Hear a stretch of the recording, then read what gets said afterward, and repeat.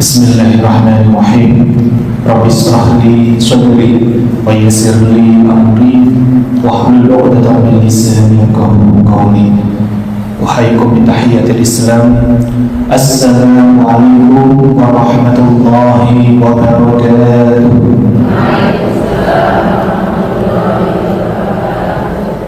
Alhamdulillah, thumma alhamdulillah.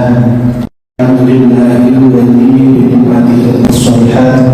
Rabbana wa lakal hamdu hamdan katsiran tayyiban mubarakan fihi mubarakan 'alaihi kama yuhibbu rabbuna wa yarda. Asyhadu an la ilaha illallah al-malikul haqqul mubin wa asyhadu anna Muhammadan abduhu wa rasuluhu shadiqul wa'dil amin.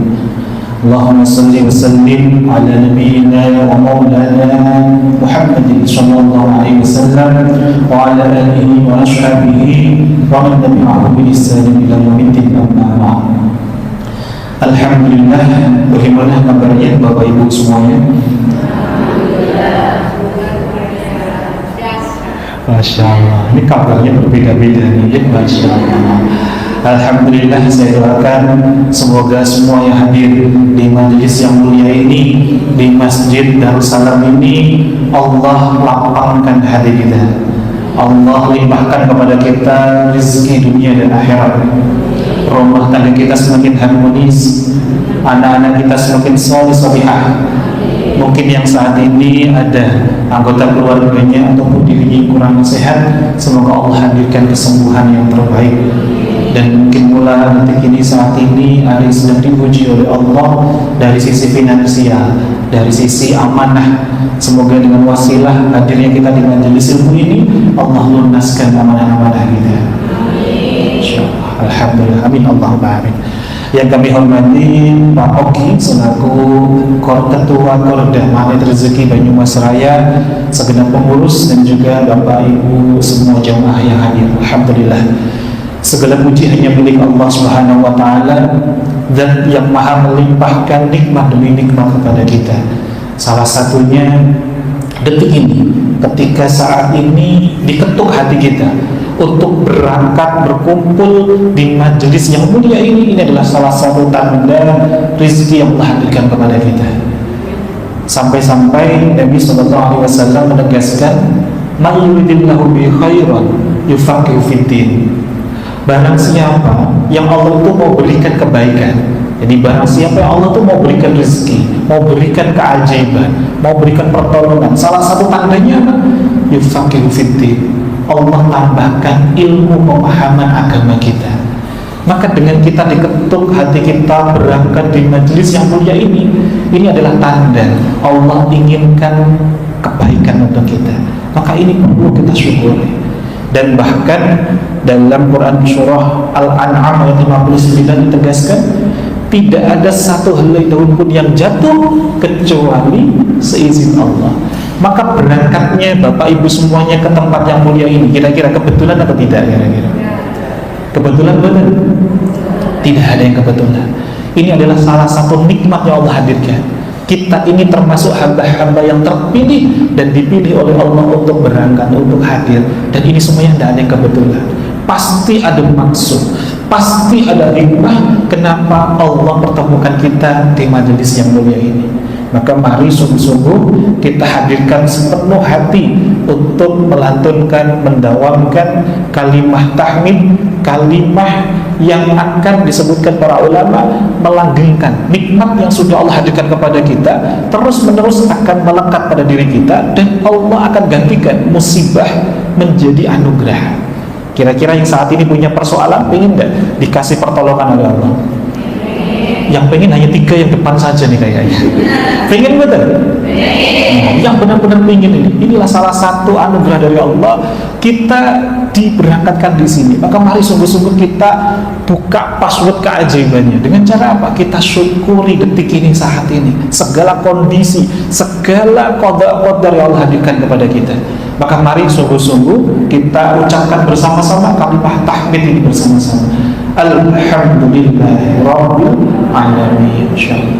Salawat serta salam senantiasa ulang tercurah pada junjungan kita Nabi besar, Nabi agung, baginda Nabi Muhammad Sallallahu Alaihi Wasallam, miftahi babi rahmatillah, yang menjadikan pembuka hadirnya rahmat-rahmat dari Allah Subhanahu Wa Taala. Rahmat itu bentuknya macam-macam, Bapak. Salah satunya adalah hadirnya keajaiban, hadirnya pertolongan dari Allah. Ini salah satu kuncinya lewat mana?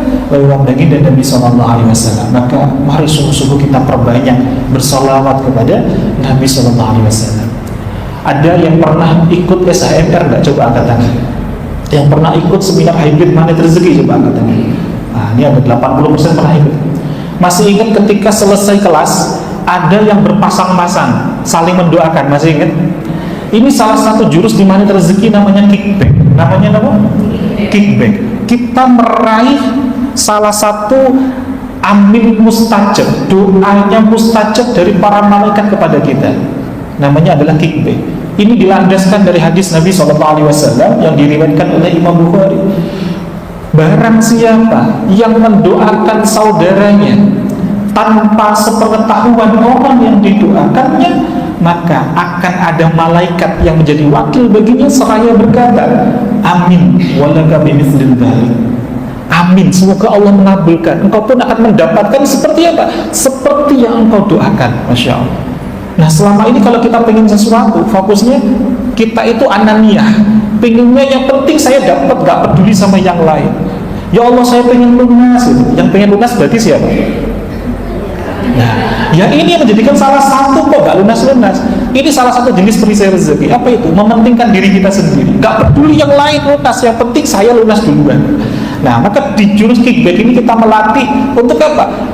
Mendownload keajaiban lewat wasilah para malaikat yang mendoakan kita. Kira-kira nih, bunda-bunda solihah, bapak yang disayang Allah Subhanahu Wa Taala, kalau malaikat sudah mengaminkan, itu mustajab gak kira-kira? Nah, tapi banyak orang tidak mau dan tidak mengetahui tentang rahasia ini, nggak mau melakukannya. Nah, kickback saja sudah ajaib, apalagi kalau kickbacknya itu kita wasilahkan kepada Nabi Sallallahu Alaihi Wasallam. Kalau mendoakan orang lain saja ternyata dapat aminnya malaikat, lalu bagaimana jika kita mendoakan makhluk kekasihnya Allah Subhanahu Wa Taala, yakni Nabi Sallallahu Alaihi Wasallam? Ini puncaknya kickback sholawat itu. Puncaknya apa? Kita mendoakan kekasih Allah, maka balasannya luar biasa. Salah satunya disebutkan, diriwayatkan, satu saja kita bersolawat kepada Nabi SAW, mendoakan Nabi, padahal Nabi gak butuh didoakan. Kita mendoakan Nabi satu kali saja, bersolawat kepada Nabi, apa balasannya? Allah hadirkan solawat kepada kita berapa? 10 kali. Solawatnya Allah kepada kita itu bukan seperti kita solawat kepada Nabi. Dalam kitab Tijadud Durar yang ditulis oleh Imam Al-Bajuri disebutkan, solawatnya Allah kepada makhluk-makhluk seperti kita ini namanya adalah rahmat. Rahmat itu apa? Pertolongan, curahan nikmat, anugerah yang senantiasa kita nanti-nantikan. Ini salah satunya. Jadi dengan kickback itu, Masya Allah, luar biasa. Apalagi kita lewat wasilah siapa tadi? Nabi SAW. Bahkan guru kita menyebutkan, satu sholawatnya Allah kepada kita itu lebih mulia daripada seluruh ibadah kita di dunia. Kenapa kira-kira? Kecepatan enggak kira-kira materi ini? Karena begini Bapak Ibu, ketika kita beribadah kepada Allah, itu persembahan makhluk kepada Rabbnya, kepada Sang Khalik. Seberapa banyak pun persembahannya makhluk kepada Allah, itu tidak akan pernah sebanding dengan pemberiannya Allah kepada makhluk. Jadi kita bersolawat kepada Nabi, banyak nih amal-amal ibadah yang kita lakukan. Allah kasih 10, satunya saja dari 10 tadi, itu ternyata lebih nilainya, makomnya itu lebih dahsyat dibandingkan dengan persembahan kita kepada Allah. Karena yang memberikan siapa? Allah kepada kita. Masya Allah. Maka meskipun ini baru mukaddimah, tapi ini sangat penting sekali untuk kita jadikan amaliyah kita sehari-hari. Kickback yang kita lakukan setiap hari, yakni banyak-banyak untuk bersolawat kepada Nabi SAW. Dan salah satunya ini masuk ke dalam tema besar kita. Apa temanya kajian kita hari ini? Menanamkan kebahagiaan di dalam salat. Kita mungkin tidak sadar, setiap kali kita tasyahud akhir itu ada sholawat nggak kira-kira? Nah, ada namanya sholawat Ibrahimiyah, sholawat kepada Nabi SAW, dan juga dilanjutkan kepada Nabi Ibrahim alaihissalam. Ini sholawat yang sangat mulia sekali derajatnya. Jadi sungguhnya ketika kita masuk sungguh-sungguh lewat wasilah sholat ini, sholah ya, ini ada kaitannya dengan wasilah, kedekatan kita dengan Rabb kita, maka akan dihadirkan kickback yang sangat dahsyat ya. Nah, maka tema kita hari ini adalah tentang menanamkan kebahagiaan di dalam sholat. Nah, sudah siap belum kira-kira? Sudah siap belum? Yang siap baru dua nih. Sudah siap belum? Iya. Karena kalau tidak siap, kita mau sampai zuhur sekalipun, masuk telinga kanan, keluar telinga kiri. Oh, masih masuk nih, Bu. Kanan kiri masih masuk. Kebanyakan hadir nih, masuk telinga kanan, keluar telinga kanan, mental lagi. Maka yuk kita tes dulu. Sebelum kita masuk, kita buktikan kickback ini kita jalankan dulu. Ya, kita jalankan dulu. Siap? Kita tes nih sudah benar-benar siap atau belum. Jangan-jangan karena tadi pagi sarapannya kangkung, zat besinya tinggi. Saking tingginya, besi itu berat atau ringan? Nempel di kelopak mata. Semakin ditahan sebenarnya Masya Allah. Kayaknya pengapunten. Kita tes dulu seberapa kita sudah siap nih, untuk talabul ilmi. Mohon izin, astol tengene Bu nih, diangkat. Nah, pegang pundak samping kanan. Ya, sambil ditepuk bilang, saudaraku, saya doakan rezekinya berlimpah, badan sehat prima luar biasa, khusyuk beribadah, rumah tangga harmonis, lunas amanah, anak-anak solih solihah. Gantian, astol sebelah kiri, pegang pundak samping kirinya. Amin. Saya doakan kamu pun juga demikian. Kamu pun mendapatkan semua yang kau doakan. Amin ya Rabbal Alamin. Ini kajian langsung prakteknya mendoakan. Insyaallah. Alhamdulillah. Sebelum kita masuk inti materi yang pangapunten, yang hadir hari ini, ada nggak yang baru pertama kali ketemu saya? Angkat tangan. Oh, banyak ternyata. Astagfirullah. Masya Allah. Mohon izin ya. Perkenalkan, nama saya Muhammad Sofi Al-Khairodai. Ini nama aslinya Muhammad Sofi Al-Khairodai. Nama dari kedua orang tua. Muhammad Sofi, barisan dari umat Nabi Muhammad Al-Khairodai, yang mengajak kepada kebaikan. Jadi ini doa dari kedua orang tua. Domisili saya ada di Klaten, Jawa Tengah. Sehari-hari sebagai pengasuh pondok pesantren PPTQ Hamilul Quran yang ada di Klaten. Dan kami diamani oleh guru kita Ustaz Nasrullah sejak 2018 mensiarkan ilmu magnet rezeki ini. Dan alhamdulillah hari ini kita bisa berjumpa, kita melanjutkan memperdalam ilmu yang sudah mulai kita kenal kemarin. Bagaimana implementasi prakteknya dalam kehidupan sehari-hari, dalam muamalah, salah satunya dalam ibadah kita sehari-hari yang kita lakukan, yakni dalam ibadah sholat. Masya Allah. Semoga Allah bukakan hati kita, Allah lembutkan hati kita untuk siap menerima ilmu Allah, dimudahkan untuk memahaminya. Amin. Allahumma amin. Bapak Ibu yang disayang Allah Subhanahu wa taala, kenapa tema ini penting sekali? Menanamkan kebahagiaan dalam sholat. Seberapa penting sih bahagia nih? Bahagia itu penting banget apa penting-penting aja gitu? Penting banget apa benar? Nah, ternyata Bapak Ibu, saking sayangnya Allah Subhanahu wa taala kepada kita, Allah itu panggil kita, seru kita untuk menuju kebahagiaan yang bukan sekedar dunia saja, bukan sekedar sukses saja, tapi juga sampai menghadirkan ketenangan hati. Lewat mana? Lewat undangan azan setiap hari. Kita pernah mendengar hayya 'alas shalah. Setelah ini dilanjut dengan apa? Hayya 'alal falah. Marilah menuju apa? Falah itu. Falah itu bukan sekedar kemenangan, Bapak Ibu, tapi falah itu adalah kebahagiaan yang hakiki. Falah itu dibagi menjadi dua, Bapak Ibu. Dibagi menjadi dua. Falah itu sukses dunia dan akhirat. Kalau falah yang pertama, pembagian pertama, namanya faz, atau istilahnya faz. Fa, alif, ada huruf za. Faz itu sukses saja, tapi belum tentu bahagia. Kita pengen sesuatu diijabah oleh Allah, namanya faz, sukses saja. Maka orang yang diharapkan untuk sukses ini kadang diberi nama faizah, faizin, betul, kanan kiri kita yang namanya ini. Ini sukses mencapai sesuatu yang dituju, tapi belum tentu bahagia. Tapi di sisi lain ada orang yang pembagian falah yang kedua, namanya faroh atau farah, ya.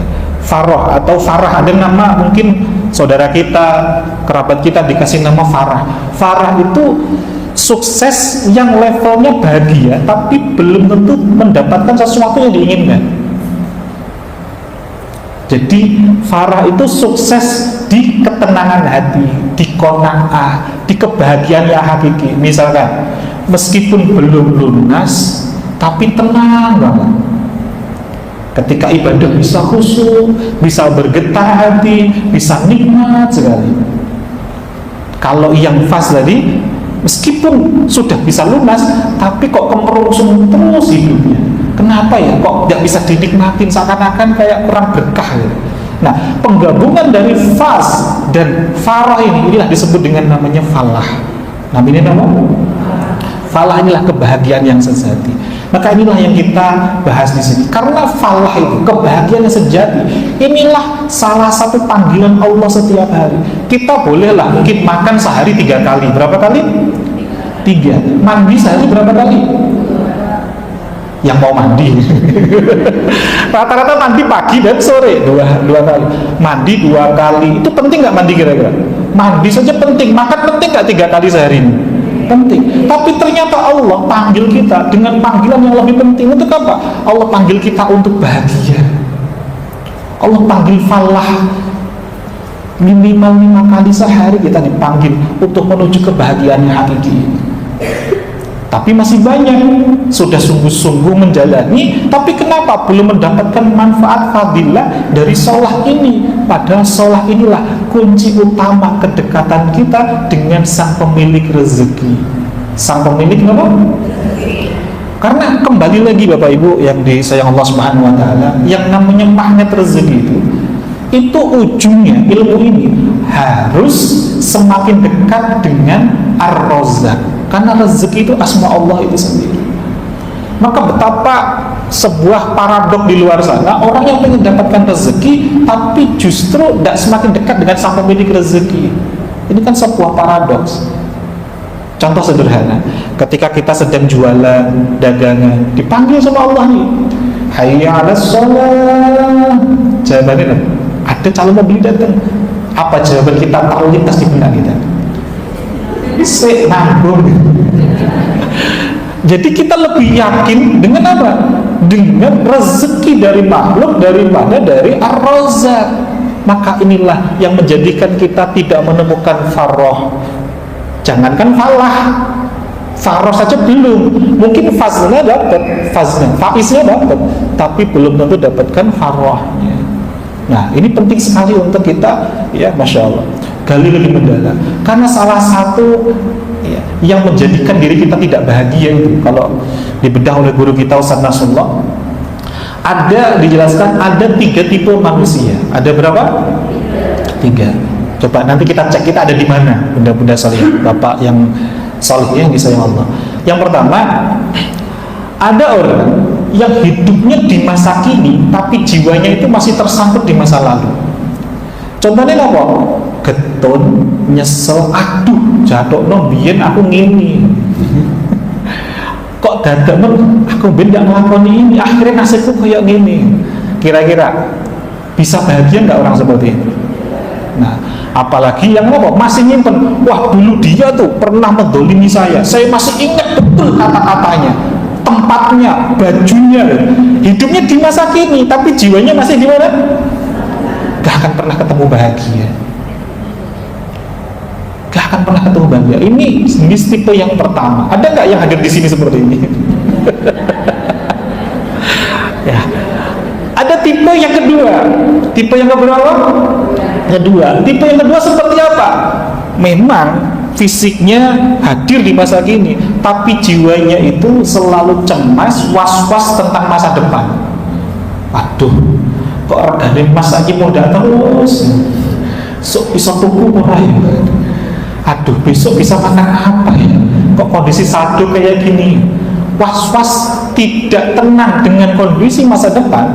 Ini kira-kira bisa bahagia nggak hidupnya? Nggak akan pernah ketemu bahagia.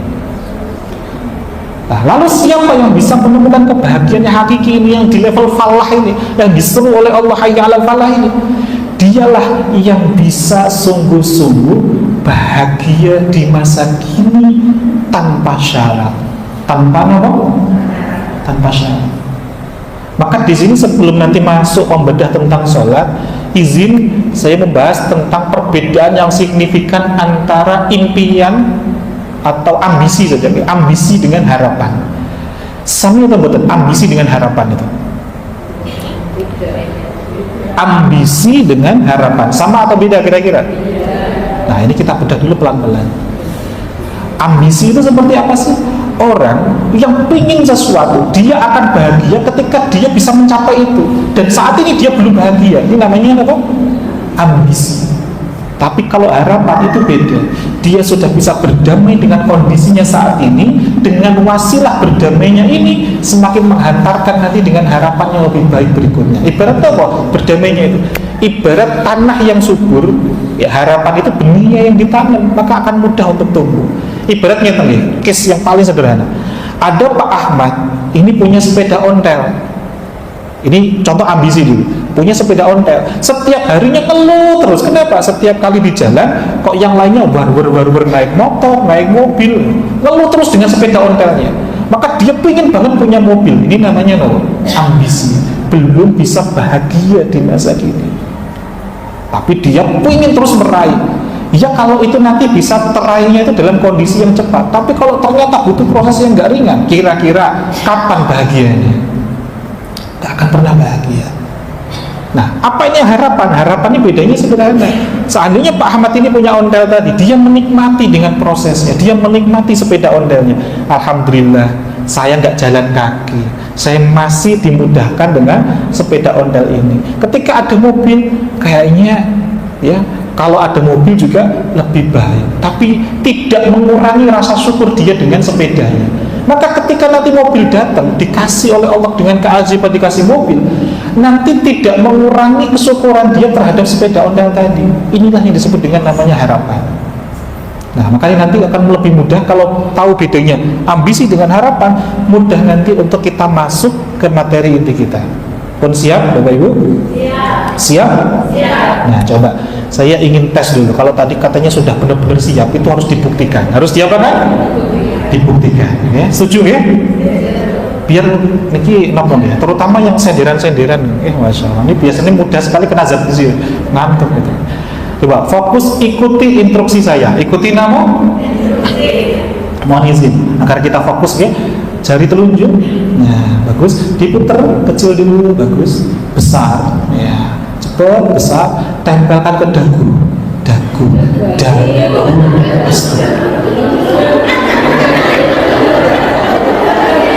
Terusnya pun siap, fokus gitu ya.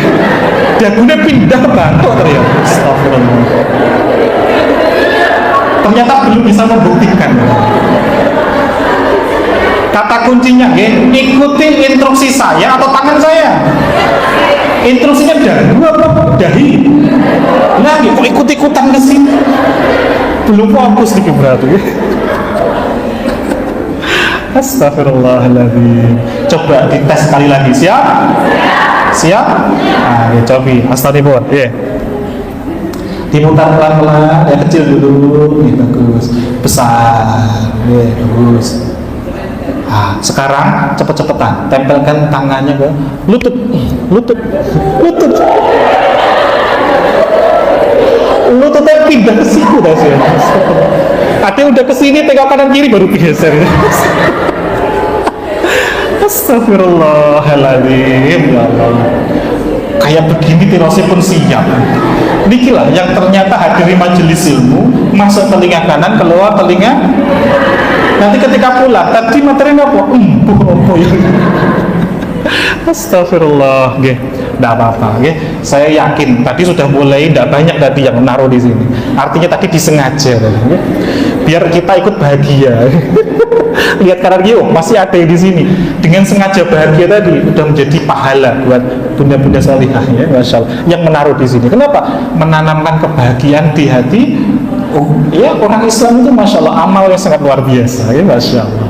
Alhamdulillah. Nah, baik Bapak Ibu yang disayang Allah Subhanahu Wa Taala, kita mulai bedah masuk menanamkan kebahagiaan, ya, masya Allah, di dalam sholat, ya, masya Allah. Ini penting sekali untuk kita bahas karena ini implementasi materi-materi yang selama ini kita pelajari di Magnet Rezeki. Oke, mohon izin. Nah, seberapa penting sih kita niku benar-benar meresapi, memaknai sholat? Karena begini Bapak Ibu, banyak orang yang masya Allah, ketika sholat itu adalah salah satu yang disebutkan oleh Allah Subhanahu Wa Taala sebagai pintu hadirnya pertolongan. Kenapa banyak orang sudah sholat gak dapatkan pertolongan? Setidaknya para ulama menjelaskan ada 3 hal. Betul pintu? Yang pertama, karena tidak khusyuk dalam sholatnya, tidak apa? Khusyuk. Yang kedua, karena tidak memahami apa yang dibaca atau makna dari gerakannya, sehingga tidak menjiwai, tidak benar-benar menghadirkan rasa dalam sholat, sekedar rutinitas, sekedar menggugurkan kewajiban saja. Yang ketiga, karena masih adanya perisai-perisai rezeki kita, sehingga masih tertutup. Maka dalam kitab Arba'in Nawawi, masya Allah, ini hadis yang ke-10, hadis riwayat Imam Bukhari, kan disebutkan ketika Nabi SAW menjelaskan ada seseorang tua yang sedang perjalanan jauh, pakaiannya lusuh sampai rambutnya itu berdebu, kemudian dia sedang safar, itu waktu yang sangat mustajab ketika safar. Mengangkat tangan ini juga termasuk posisi kita itu mustajab untuk berdoa sambil memanggil Allah 3 kali, ya Rabb, ya Rabb, ya Rabb.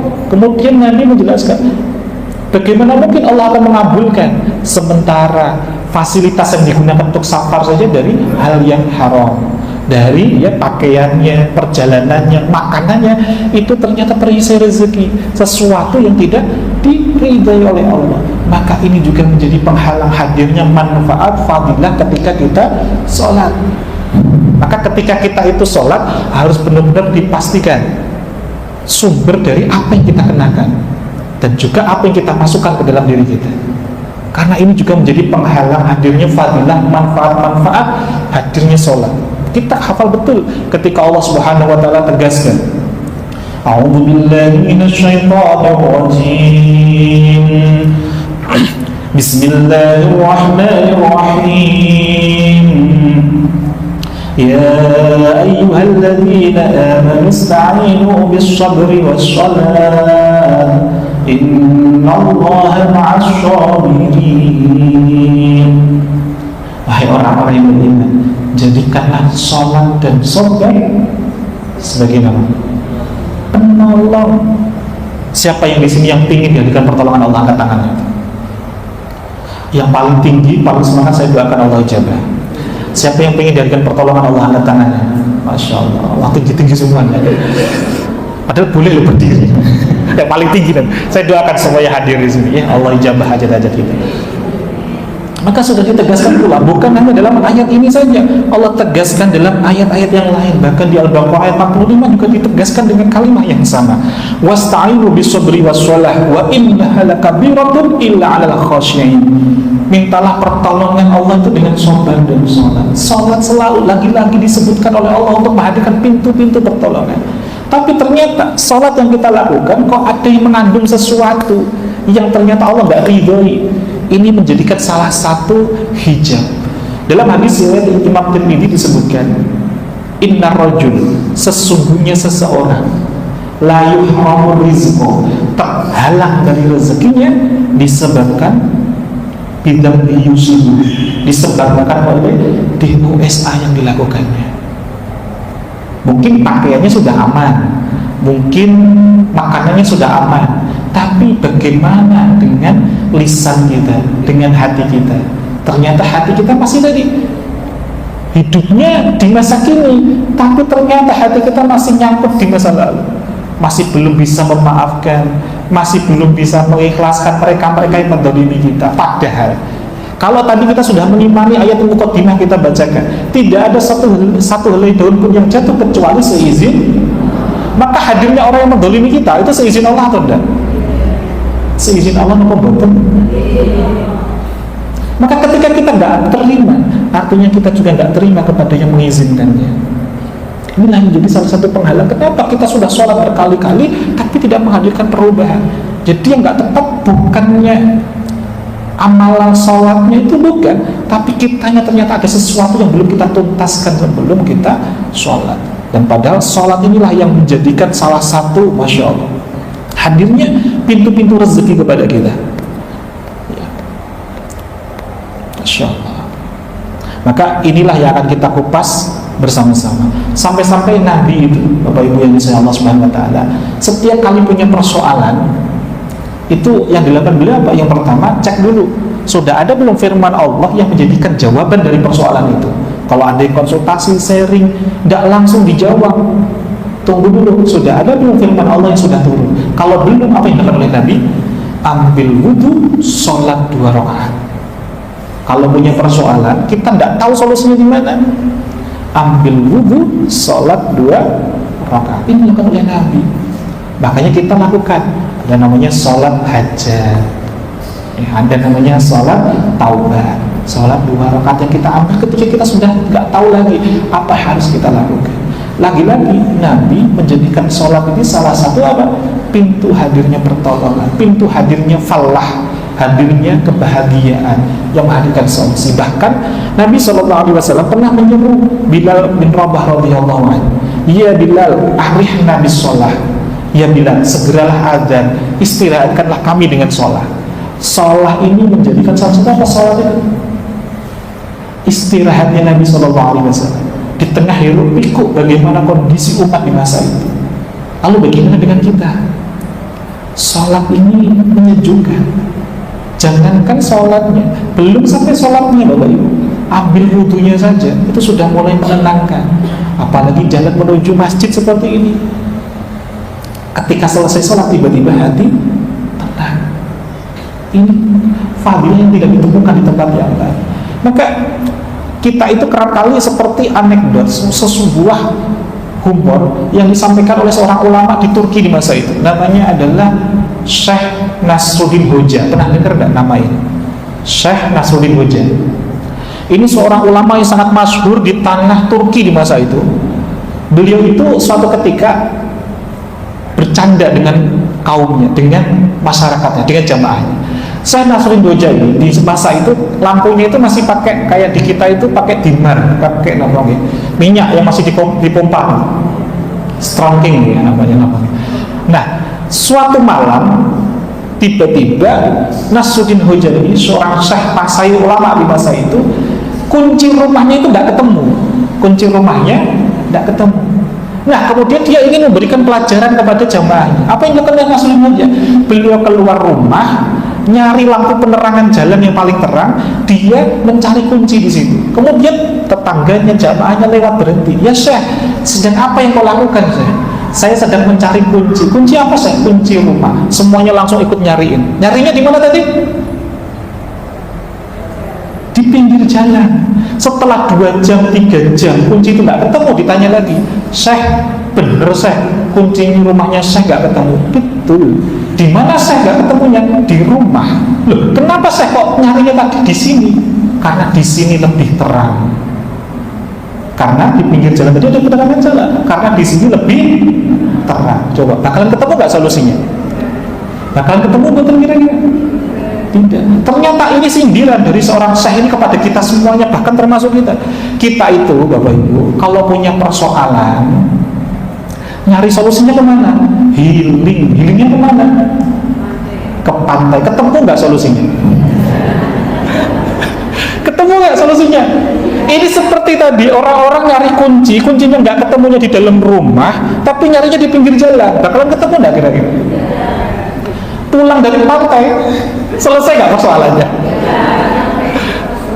Ini ibu-ibu ya ke pantai, ada yang ngajak ke tempat yang dingin gitu ya, masya Allah. Bapak-bapak beda lagi, kalau punya persoalan nongkrong di warung kopi, mancing gitu kan. Ketika pulang selesai nggak persoalannya? Enggak. Solusinya lewat mana? Di sini Bapak Ibu. Seperti bab yang sedang kita pelajari, lewat sholat. Lewat apa? Lewat sholat dulu, masya Allah. Maka izin saya ingin membacakan salah satu firman Allah Quran surah Toha ayat 132. A'udzubillahi minasyaitonirrajim. Bismillahirrahmanirrahim. Wa'mur ahlaka bis-shalawati wastabir 'alaiha la nas'aluka rizqan nahnu narzuquk wal 'aqibatu lit-taqwa. Dan perintahkanlah keluargamu untuk sholat dan bersabarlah kamu dalam mengerjakannya. Kami tidak meminta rezeki kepadamu, tapi kamilah yang memberi rezeki kepadamu. Dan akibat yang baik itu bagi orang yang bertakwa. Perhatikan dari ayat ini. Kita diperintahkan Allah untuk apa? Sholat dan sabar. Dan Allah janjikan kami tidak meminta rezeki kepadamu. Allah gak minta kita itu bersusah-susah, berpayah-payah untuk kerja keras, workaholic. Tapi Allah minta, Allah yang berikan rezeki. Allah minta kita untuk sholat, masya Allah. Allah tidak minta kita kerja, cari rezeki, kerja keras dulu sampai gak ingat dengan keluarga. Tapi Allah minta kita sholat dulu. Allah jamin rezeki kita. Maka sebagai landasan di rumah dan rezeki kita mungkin pernah sudah mendapatkan ilmu ini. Wa may yattaqillaha yaj'al lahu makhraja wa yarzuqhu min haitsu la yahtasib. Barang siapa yang bertakwa kepada Allah, lewat wasilah apa enggak? Yang memperbaiki sholat kita. Salah satunya kita memperbaiki di atas sajadah kita. Maka apa yang terjadi? Yaj'al lahu makhraja. Allah hadirkan solusi jalan keluar. Bahkan para ahli mufassir menyebutkan solusi jalan keluar ini bukan tentang di akhirat saja. Ini namanya solusi jalan keluar termasuk persoalan-persoalan hidup kita di dunia. Dan dilanjutkan wa yarzuqhu min haitsu la yahtasib. Allah berikan rezeki dari arah yang tidak disangka-sangka. Tapi kadang-kadang kita justru bekerja kerasnya bukan di atas sajadah. Memperbaiki ibadah kita, kedekatan kita dengan sang pemilik rezeki. Syukur-syukur tetap bekerja, diniati ibadah menjadi wasilah kedekatan kita kepada Allah Subhanahu wa ta'ala. Nah, maka inilah pentingnya kita untuk mempelajari terkait ini, menanamkan kebahagiaan di dalam sholat. Nah, mohon izin, ketika kita itu sholat, saya ingin nanya, pernah gak sih kita itu sholat sampai merasakan bergetar, sampai benar-benar meneteskan air mata? Nanti betul. Pernah betul? Nah, saat pernah itu saat kita dikasih nikmat atau saat dikasih musibah?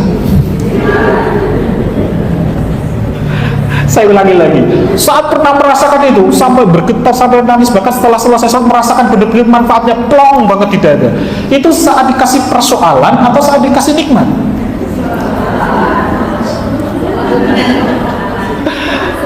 Allah ya karim. Ya maka wajar kalau saat ini kita masih terus dikasih oleh Allah ujian kesabaran. Kenapa? Karena kita belum lulus dalam ujian kesyukuran. Karena kedekatan kita ternyata, karena Allah itu kan maha pencemburu. Allah itu sangat pencemburu kepada hambanya. Apabila dia itu sudah dikasih nikmat, tapi justru gak semakin dekat, gak semakin ingat kepadanya. Jadi Allah tahu nanti kalau terus dikasih nikmat malah gak khusyuk lagi ibadahnya, gak bergetar lagi hatinya. Tapi ketika diuji persoalan ini kok semakin bergetar, semakin khusyuk, Allah nikmati proses kita. Terus kita protes, ya Allah kok gak dijabah. Inilah kita. Anggaplah begini Bapak Ibu, saya ingin izin membuat metafor. Seandainya ini adalah rumah kita, rumah kita. Tiba-tiba dari pintu depan ada seorang pengamen, suaranya gak enak, cempreng banget. Biar dia cepat pulang, kita apakan kira-kira? Cepat dikasih biar cepat pergi. Nah, setelah itu ternyata ada komplotannya lagi.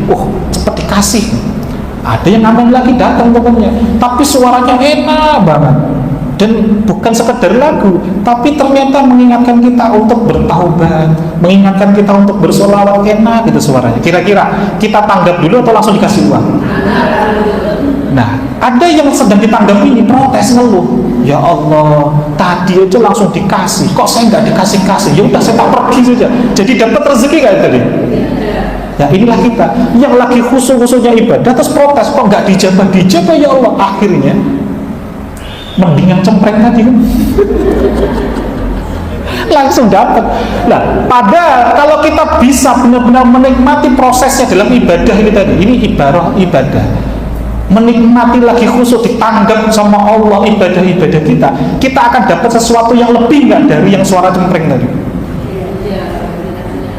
Makanya selalu dikaitkan sabar sholat, sabar sholat, sholat sabar. Karena ada prosesnya, Allah menikmatinya.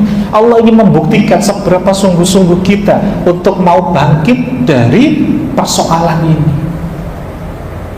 Makanya sama Allah tegaskan, apakah mereka mengira tidak akan diuji setelah mereka berkata bahwa dirinya telah beriman? Allah akan uji dulu. Lewat mana? Lewat proses ini. Nah, siapa yang saat ini sedang diuji tadi, ditanggap terus, belum dikasih-kasih, siapa? Karena ada dua makom ini Bapak Ibu. Satu, dalam hidup itu ada dua makom. Apa itu? Satu, dikasih ujian kesyukuran, satu dikasih ujian kesabaran. Kenapa saat ini kok kita serasanya kok ujian kesabaran terus? Karena kita ternyata di perjalanan kehidupan kita belum lulus dengan ujian kesyukuran. Allah Subhanahu wa taala tegaskan, kullu nafsin dha'iqatul maut wa la nabluwannakum bisyarri wal khairi fitnah wa ilayna turja'un. Setiap jiwa pasti akan merasakan mati. Kami akan mengujimu dengan keburukan. Ini ujian kesabaran dan ujian ya kebaikan. Artinya namanya kesyukuran, dan hanya kepada kamilah kamu akan kembali. Setiap kita itu pasti diuji dengan dua hal ini, sabar syukur, sabar syukur, sabar syukur.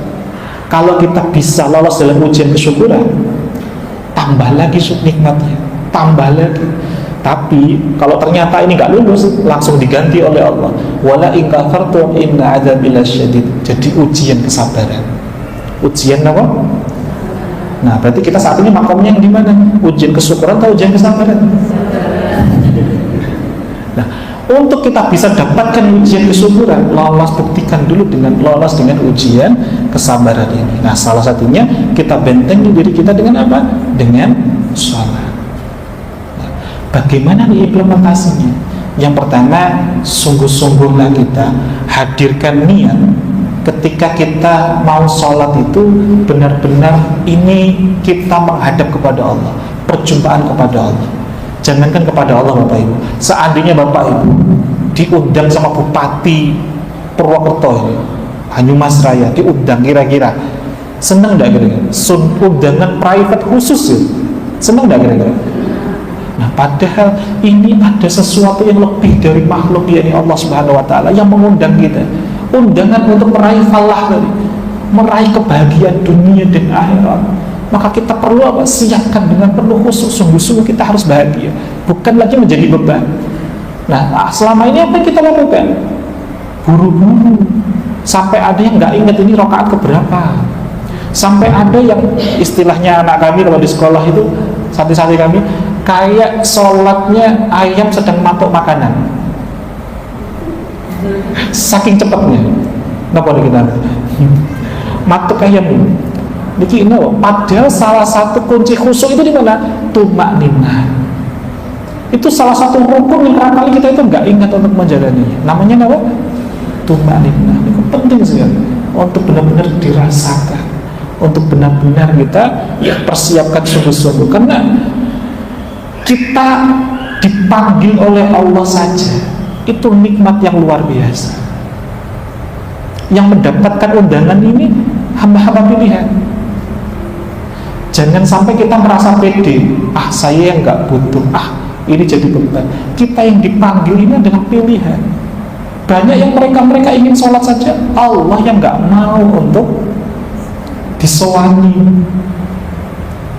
Sementara kita masih dengan ringannya kita itu dimudahkan untuk sholat. Kira-kira apa yang terjadi? Ini suatu nikmat yang luar biasa.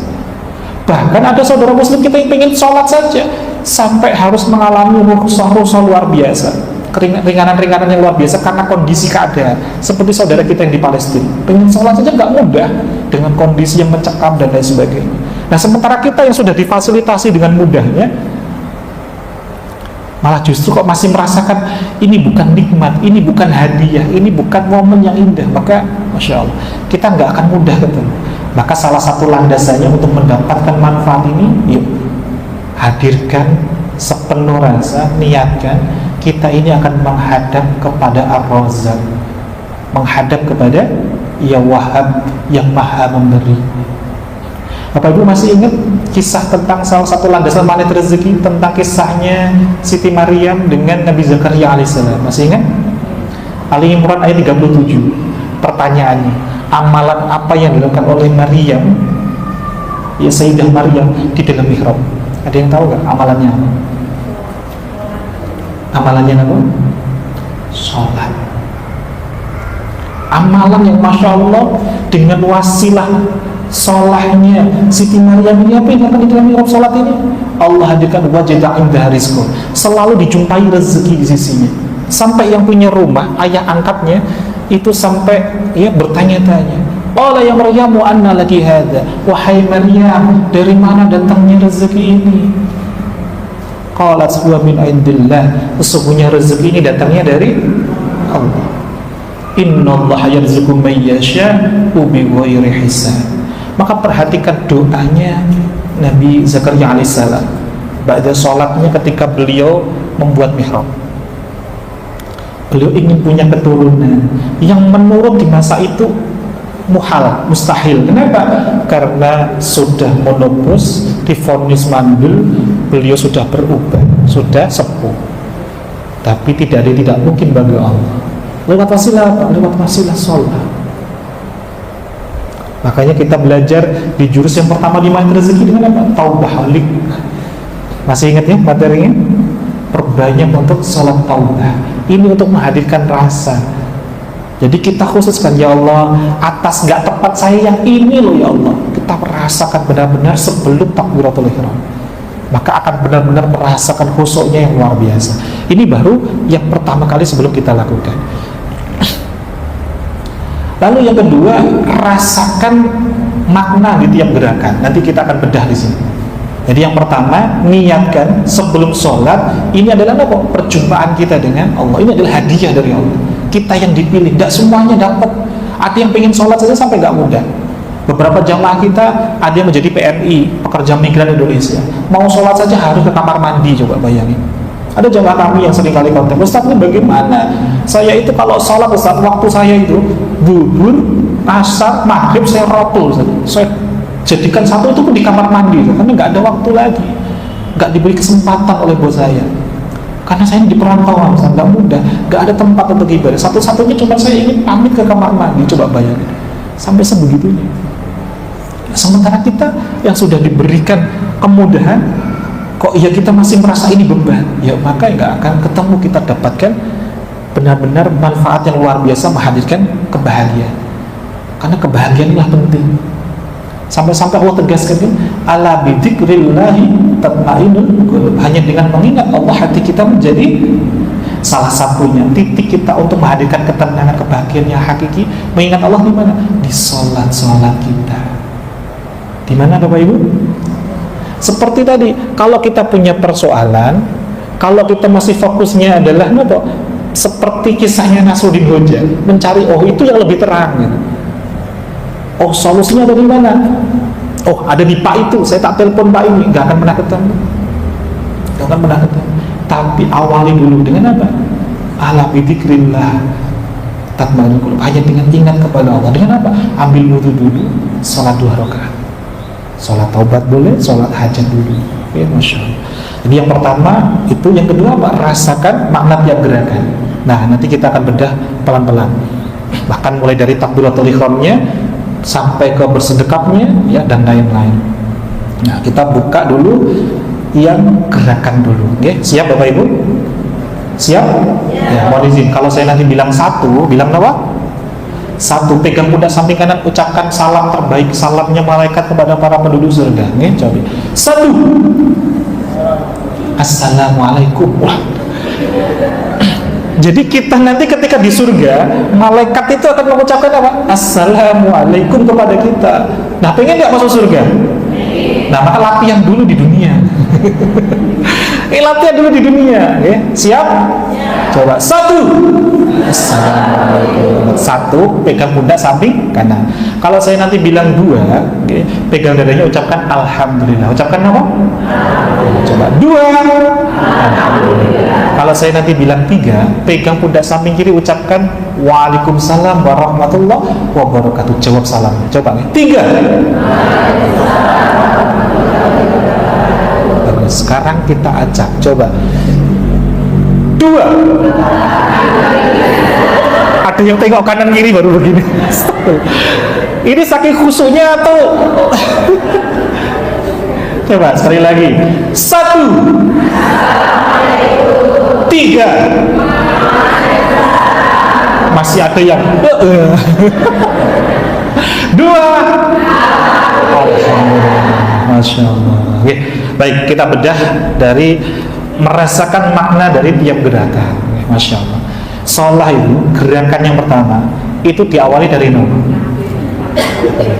Jadi ini kita bedakan ya, kita tidak membahas tentang kaidah fikihnya dulu. Untuk fikih nanti ada pembahasan tersendiri. Kita fokus dengan ilmu mana rezeki dulu untuk menghadirkan rasa kita, mempraktekkan jurus demi jurus yang sudah kita praktekkan, ya ilmu hakikatnya.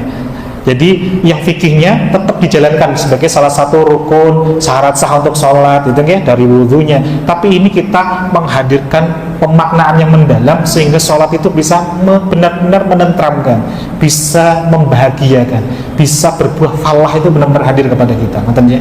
Jadi yang pertama gerakan apa? Takbiratul ihram. Coba deh Bapak Ibu yang disayang Allah Subhanahu Wa Taala. Ada nggak kira-kiranya hadir di sini ketika takbiratul ihram itu tangannya genggam gitu? Ada nggak kira-kira? Allah, ada nggak kira-kira? Ada nggak kira-kira? Tapi ada loh orang yang seperti itu. Siapa itu? Yang ketika dia takbiratul ihram dalam sholatnya, dia itu masih belum bisa tenang dengan persoalan hidupnya. Dia masih kepikiran dengan orang yang menzaliminya, dengan amanah-amanahnya, dengan hajat yang belum terkabul, itu masih kepikiran. Coba deh Bapak Ibu, genggam tangannya, ya, genggam tangannya erat-erat, lebih erat lagi, ya. Sekuat tenaga, dieratkan lagi, digenggam terus. Oke, sampai nggak enak sekali rasanya, terus genggam. Oke, sekarang lepaskan pelan-pelan. Lebih enak nggak kalau dilepaskan? Nah, harusnya Bapak Ibu, ketika kita takbiratul ihram itu, kita juga melepaskan yang namanya luka-luka, lika-liku laki-laki. Maksudnya, termasuk persoalan rumah tangga, lepaskan, serahkan kepada Allah. Ya, lepaskan dunia di belakang, kita fokus untuk akhirat kita, kedekatan kita kepada Allah. Jangan digenggam. Kalau kita masih itu loh ya Allah, mungkin tangannya nggak ngepal, tapi hatinya masih nggak akan ketemu apa ya? Nggak akan ketemu kebahagiaan. Lepaskan ini sepenuhnya kepada Allah. Ini di Magnet Rezeki, jurusnya namanya RFF. Namanya apa? Masih ingat ya? Di Magnet Rezeki ada 101 jurus. Ada berapa? Nah, salah satu jurusnya namanya RFF. Ini singkatan Release, Forget, Forgive. Apa yang dirilis? Segala hal-hal yang memori-memori yang tidak baik dalam diri kita. Jiwa kita yang masih melekat di masa lalu ini kita lepaskan kepada Allah. Serahkan, Allah lah sang pemilik solusi. Serahkan dulu kepada Allah. Diselehnya dulu Bapak Ibu. Jangan digenggam. Lepaskan. Gak ada kan yang tetap genggam? Gak ada. Lepaskan dulu. Ya. Makanya release, forget. Apa yang diforgetkan? Ya, apa yang dilupakan? Lupakan dulu hal-hal yang tidak baik dan forgive. Maafkan mereka-mereka mungkin yang pernah menguji kita, karena itu menjalankan tugas dari Allah. Kita masih ingat enggak belajar kisahnya Nabi Adam dengan iblis? Ini kan masih materi di Magnet Rezeki. Nabi Adam dapat keajaiban itu saat kapan? Saat dia melepaskan genggaman ini. Saat dia tidak menyalahkan iblis. Kalau ditanya, wahai Adam alaihissalam, kenapa engkau itu harus diturunkan dari muka bumi? Coba apa jawabannya Nabi Adam? Apakah Nabi Adam berkata, yang salah itu iblis, yang salah itu istri saya kan sudah digoda gak mempan, tapi karena diajak sama istri saya saja, saya akhirnya harus ikut makan tuh buah. Tapi apa yang kata Nabi Adam? Rabbana zalamna anfusana. Beliau menyadari yang salah itu bukan iblis, yang salah itu adalah saya yang mendolimi diri kami sendiri. Kenapa? Karena iblis itu engkau izinkan menggoda saya, menjalankan tugas dari engkau. Saya saja nggak lolos dalam ujian itu. Maka apa yang terjadi? Nabi Adam di hari Jumat diangkat lagi menjadi nabi, ditandai pula salah satunya apa? Disatukan lagi rumah tangganya yang awalnya terpisah ketika diturunkan di muka bumi. Awalnya sufli menjadi ulwi derajatnya. Ketika apa? Mulai forgive, memaafkan. Kalau kita belum bisa memaafkan, jangan keburu bersedekah dulu. Serahkan semuanya kepada Allah. Serahkan kepada siapa? Semua persoalan hidup kita itu kita serahkan dengan apa? Dengan lafaz Allahu Akbar. Allah itu, ya Masya Allah, namanya Akbar itu apa? Segala-galanya. Persoalan kita itu nggak ada apa-apanya di hadapan Allah. Kita punya Allah yang Maha Akbar, yang Maha Agung. Serahkan, yakin sama Allah. Namanya jurus apa? RFF. Ini kita praktekkan di sini dulu. Lepaskan semuanya kepada siapa? Kepada Allah. Nah, disinilah sejatinya ada akad kita kepada Allah. Apa akadnya saat kita takbiratul ihram itu? Namanya kita akad di sini namanya apa? Namanya bertawakal kepada Allah, berserah kepada Allah. Tawakal itu dari kata apa? Wakala, yuwakilu. Kita mewakilkan urusan kita kepada Allah. Serahkan dulu kepada Allah, jangan digenggam. Coba deh Bapak Ibu yang memegang HP, buku atau pensilnya, coba kalau ini digenggam erat-erat, diangkat, tahan sampai 5 menit aja, rasanya gimana kira-kira? Enak gak kira-kira? Yang ballpoint awalnya cuma sekian gram, kalau kita genggam erat-erat terus ini, diangkat begini, nanti bisa rasanya bisa lebih dari 1 kilo loh. Karena terus digenggam begini, enggak turun-turun. Begitu pula dengan persoalan hidup kita. Coba kalau dilepaskan, enteng, serahkan kepada Allah. Selama ini kenapa nggak ketemu solusinya? Karena kita terlalu menggenggamnya. Kita merasa karena ikhtiar kita selesai persoalan, padahal yang memberikan solusi siapa? Allah. Serahkan ini sepenuhnya kepada siapa? Allah. Jangan keburu untuk bersedekah sebelum apa? Kita serahkan ini semuanya kepada Allah. Contoh Bapak Ibu, ketika Bapak Ibu dulu menikah, atau yang saat inilah zaman saat ini, ketika ada orang menikah, rata-rata saat ini kan sudah mulai ada namanya wedding organizer, betul?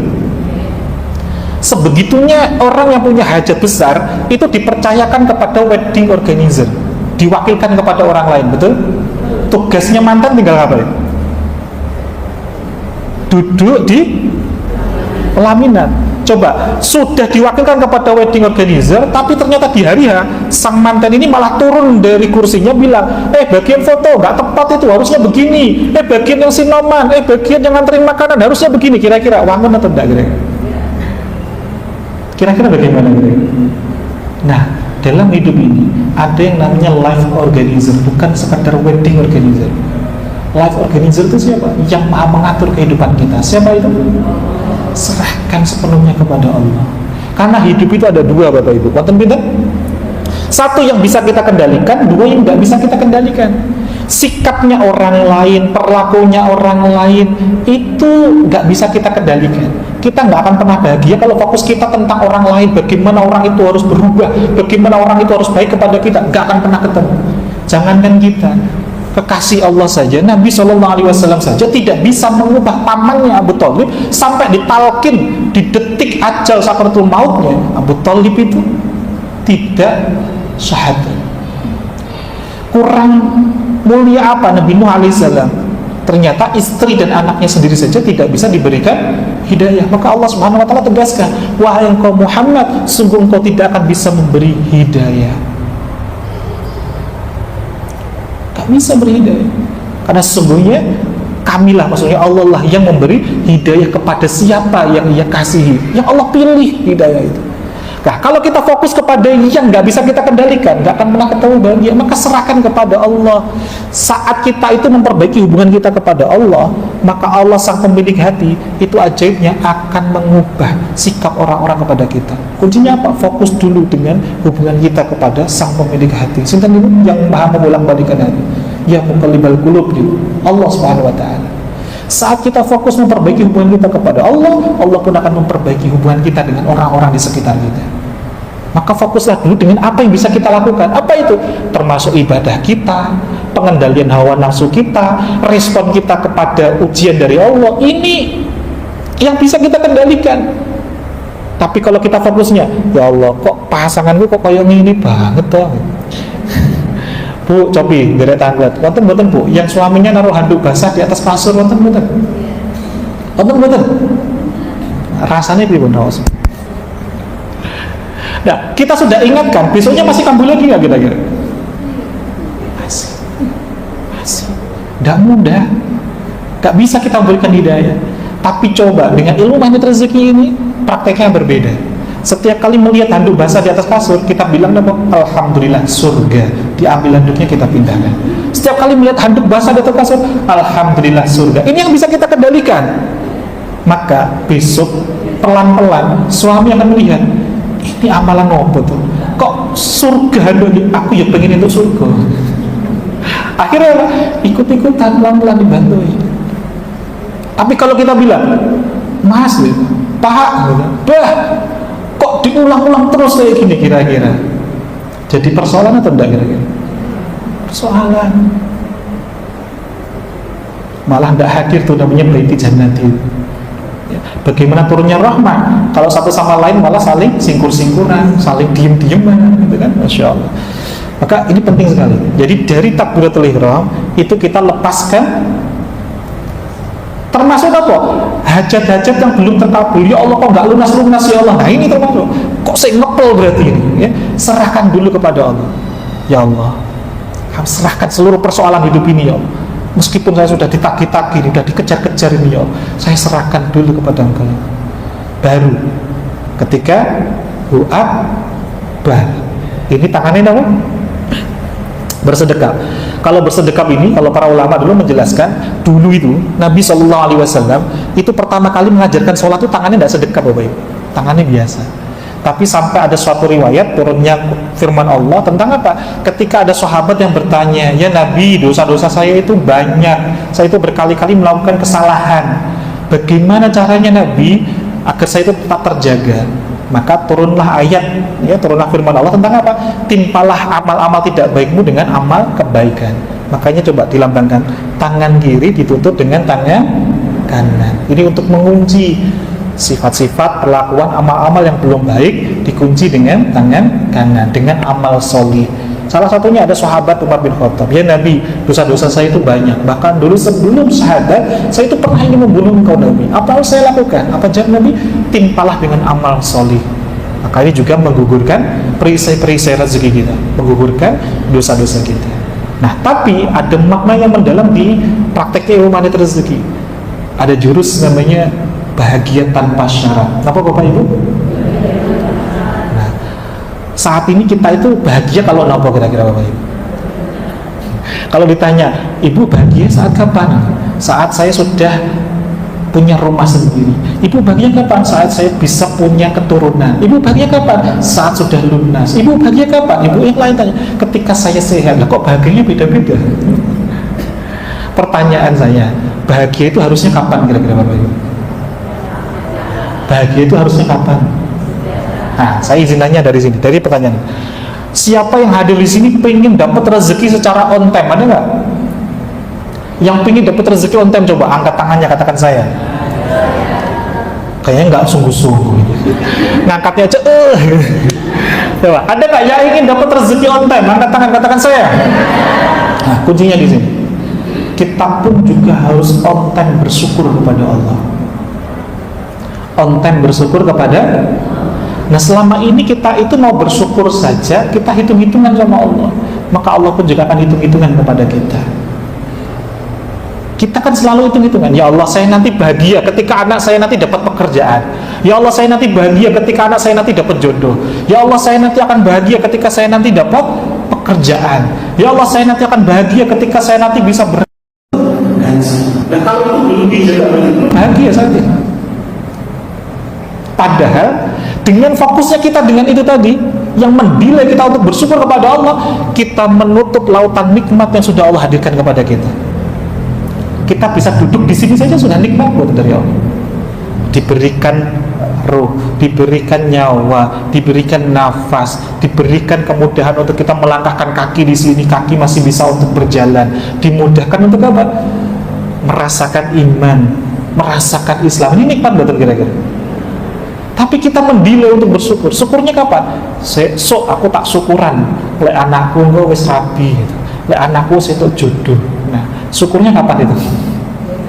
Maka Allah juga delay rezeki kepada kita.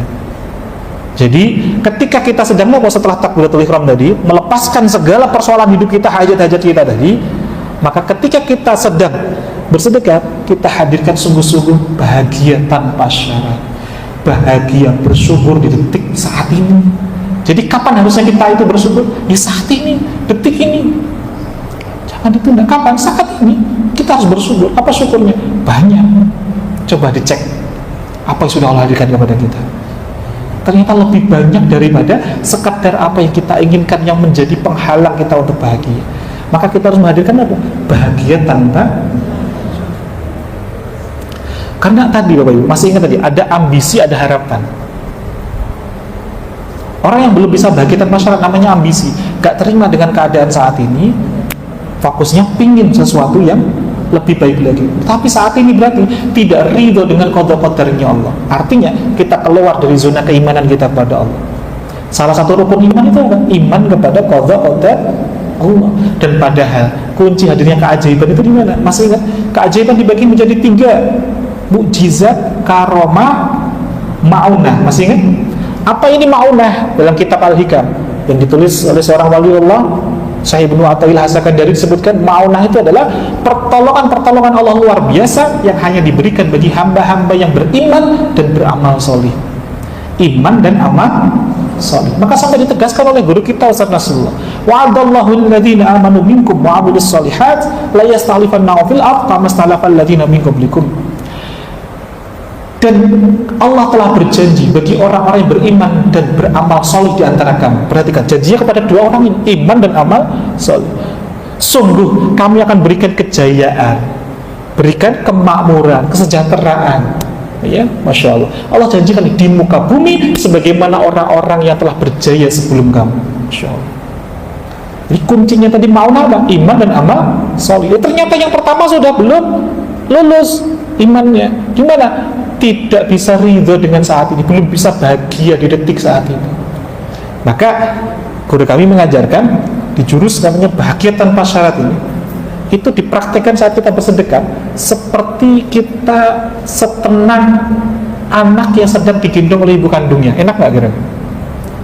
Enak nggak kira-kira? Jadi jangan keburu bersedekah kalau kita masih mikirin hajat yang belum terijabah. Tenang dulu, fokuskan dulu. Kalau sudah diserahkan kepada Allah, baru kita bersedekah. Maka kita akan lebih apa? Kita akan mudah. Apapun kondisinya, hadirkan setenang-tenangnya. Ini nanti akan menghadirkan khusyuk yang luar biasa. Ya, Masya Allah. Seperti apa ya? Seperti kita hadir di sebuah taman yang indah sekali. Pertemuan yang khusus kita menghadap kepada Allah Subhanahu Wa Taala. Nah, baru berikutnya setelah bersedekah, lanjutnya apa harusnya? Kita iftitah. Kenapa Bapak Ibu? Iftitah. Ini memang ini bukan bagian dari rukun. Iftitah itu sunnah Bapak Ibu. Tapi ada dalam kitab Sahih Muslim itu ditegaskan salah satu doa iftitah. Doa iftitah itu ragamnya itu macam-macam Bapak Ibu. Ada 9 macam iftitah. Karena ini kan sunnah ya. Jadi macam-macam berbeda. Ada yang Allahumma ba'id baini, ada yang Allahu akbar kabira walhamdulillah katsira ila akhirih. Nah, saya coba sekilas sebutkan yang biasanya saya amalkan. Jadi Allahu akbar kabira walhamdulillah katsira ila akhirih. Di dalam Sahih Muslim itu disebutkan pada suatu hari, ini riwayatnya dari Abdullah bin Umar ya radhiyallahu anhu. Hadisnya dari Abdullah bin Umar radhiyallahu anhu. Suatu ketika Nabi SAW itu berjamaah dengan para sahabat. Kemudian ada salah satu jamaah, ini sahabat dari sebuah kaum yang dia itu setelah takbiratul ihram dia itu membaca Allahu Akbar kabira walhamdulillahi katsira. Padahal ini kan harusnya sir, harusnya apa? Sir, harusnya nggak sampai kedengeran. Tapi saking beliau itu menikmati proses ini, khusus ini, sampai Nabi yang jadi imam itu tahu. Maka selesai sholat, Nabi berbalik nanya, siapa tadi yang membaca iftitah ini tadi? Nah, salah satu sahabat ini angkat tangan, saya Nabi. Apa yang dijawab oleh Nabi? Masya Allah, Nabi sampai takjub, Nabi sampai heran. Kenapa? Karena di saat ada yang membaca kalimat tadi, langit itu oleh Allah dibuka. Untuk apa? Turun rahmat. Makanya disebut dengan iftitah, pembuka. Jadi kalau selama ini kita merasa ya Allah kok dalam sholat itu kok kita belum bisa khusyuk, belum bisa tenang, coba deh dari iftitah saja diresapi maknanya pelan-pelan. Ini Masya Allah menghadirkan manfaat yang sangat luar biasa. Ini membuka yang selama ini menjadikan perisai buat kita, itu Allah akan bukakan lewat iftitah. Kayaknya namanya pembuka. Dan setelah iftitah masih ada apa? Surah pembuka lagi, surah Al-Fatihah. Ini masa dirukun kan? Coba Bapak Ibu, ada sebuah hadis yang Masya Allah, hadis qudsi, penjelasan tentang surah Fatihah ini. Dalam hadis tersebut disebutkan Allah Subhanahu wa ta'ala bagi surah Fatihah itu dalam dua bagian. Dibagi menjadi berapa? Satu bagian itu adalah hamba yang memuji kepada Rabbnya, satu lagi hamba sedang meminta kepada Rabbnya. Maka dalam hadis qudsi tersebut disebutkan ketika ada seorang hamba membaca Bismillahirrahmanirrahim, Allah langsung menjawab, ini hambaku sedang memujiku. Ar-Rahmanirrahim, ya, Alhamdulillahirabbil alamin, segala puji bagi Allah Rabb kita ya seluruh alam. Maka Allah langsung menjawab, hambaku laki-laki memujiku. Ar-Rahmanirrahim, yang maha pengasih lagi maha penyayang. Laki-laki hambaku masih memujiku. Maliki yaumiddin, yang menguasai hari balasan. Hambaku masih terus memujiku. Tapi perhatikan setelah ayat ini, Iyyaka na'budu wa iyyaka nasta'in, hanya kepadamu lah kami ini beribadah dan hanya kepadamu lah kami ini memohon pertolongan. Sekarang hambaku meminta kepadaku, maka apapun yang dia minta pasti aku beri. Ini jawaban Allah dalam hadis qudsi tersebut. Perhatikan. Nah, selama ini ketika kita baca Fatihah di bagian ayat ini, apa yang kita lakukan? Coba diresapi pasti. Iyyaka na'budu wa iyyaka nasta'in. Di hati kita, hanya kepadamu lah kami ini menyembah, beribadah, dan hanya kepadamu lah kami ini mohon pertolongan. Allah jawab, tadi kau sudah memujiku, sekarang apapun yang kau minta pasti aku beri. Dan ada doa lanjutannya setelah itu, ihdinas shiratal mustaqim, tunjukilah kami jalan orang-orang yang lurus. Siapa ini? Shiratal ladzina an'amta 'alaihim ghairil maghdubi 'alaihim waladdallin, yaitu jalan orang-orang yang memberikan nikmat kepadanya, dan bukan pula jalan orang-orang yang tersesat. Lalu siapa ini orang-orang yang diberikan nikmat ini? Di dalam Quran surah An-Nisa ayat 69 Allah tegaskan, orang-orang yang diberikan nikmat itu siapa? Orang yang dari 4 golongan. 1, kalangan para nabi. 2, kalangan siddiqin. 3, kalangan syuhada. Dan 4, kalangan orang-orang yang solih. Orang-orang yang apa? Ada 4. Jadi kita setiap hari minta, ya Allah, masukkanlah aku ini termasuk golongan siapa? Para anbiya, para syuhada, para siddiqin, dan para orang-orang yang solih. Nah, tiga-tiganya ini sudah wafat Bapak Ibu. Para nabi, siddiqin, ya syuhada. Nah, maka ada satu yang masih ada. Siapa itu? Orang-orang yang solih. Maka kita terus minta kepada Allah untuk apa? Didekatkan dengan orang-orang yang solih. Jadi kalau dinikmati rezeki, pemaknaan Fatihah ini lebih mendalam di jurus tentang masuk dunia kuantum.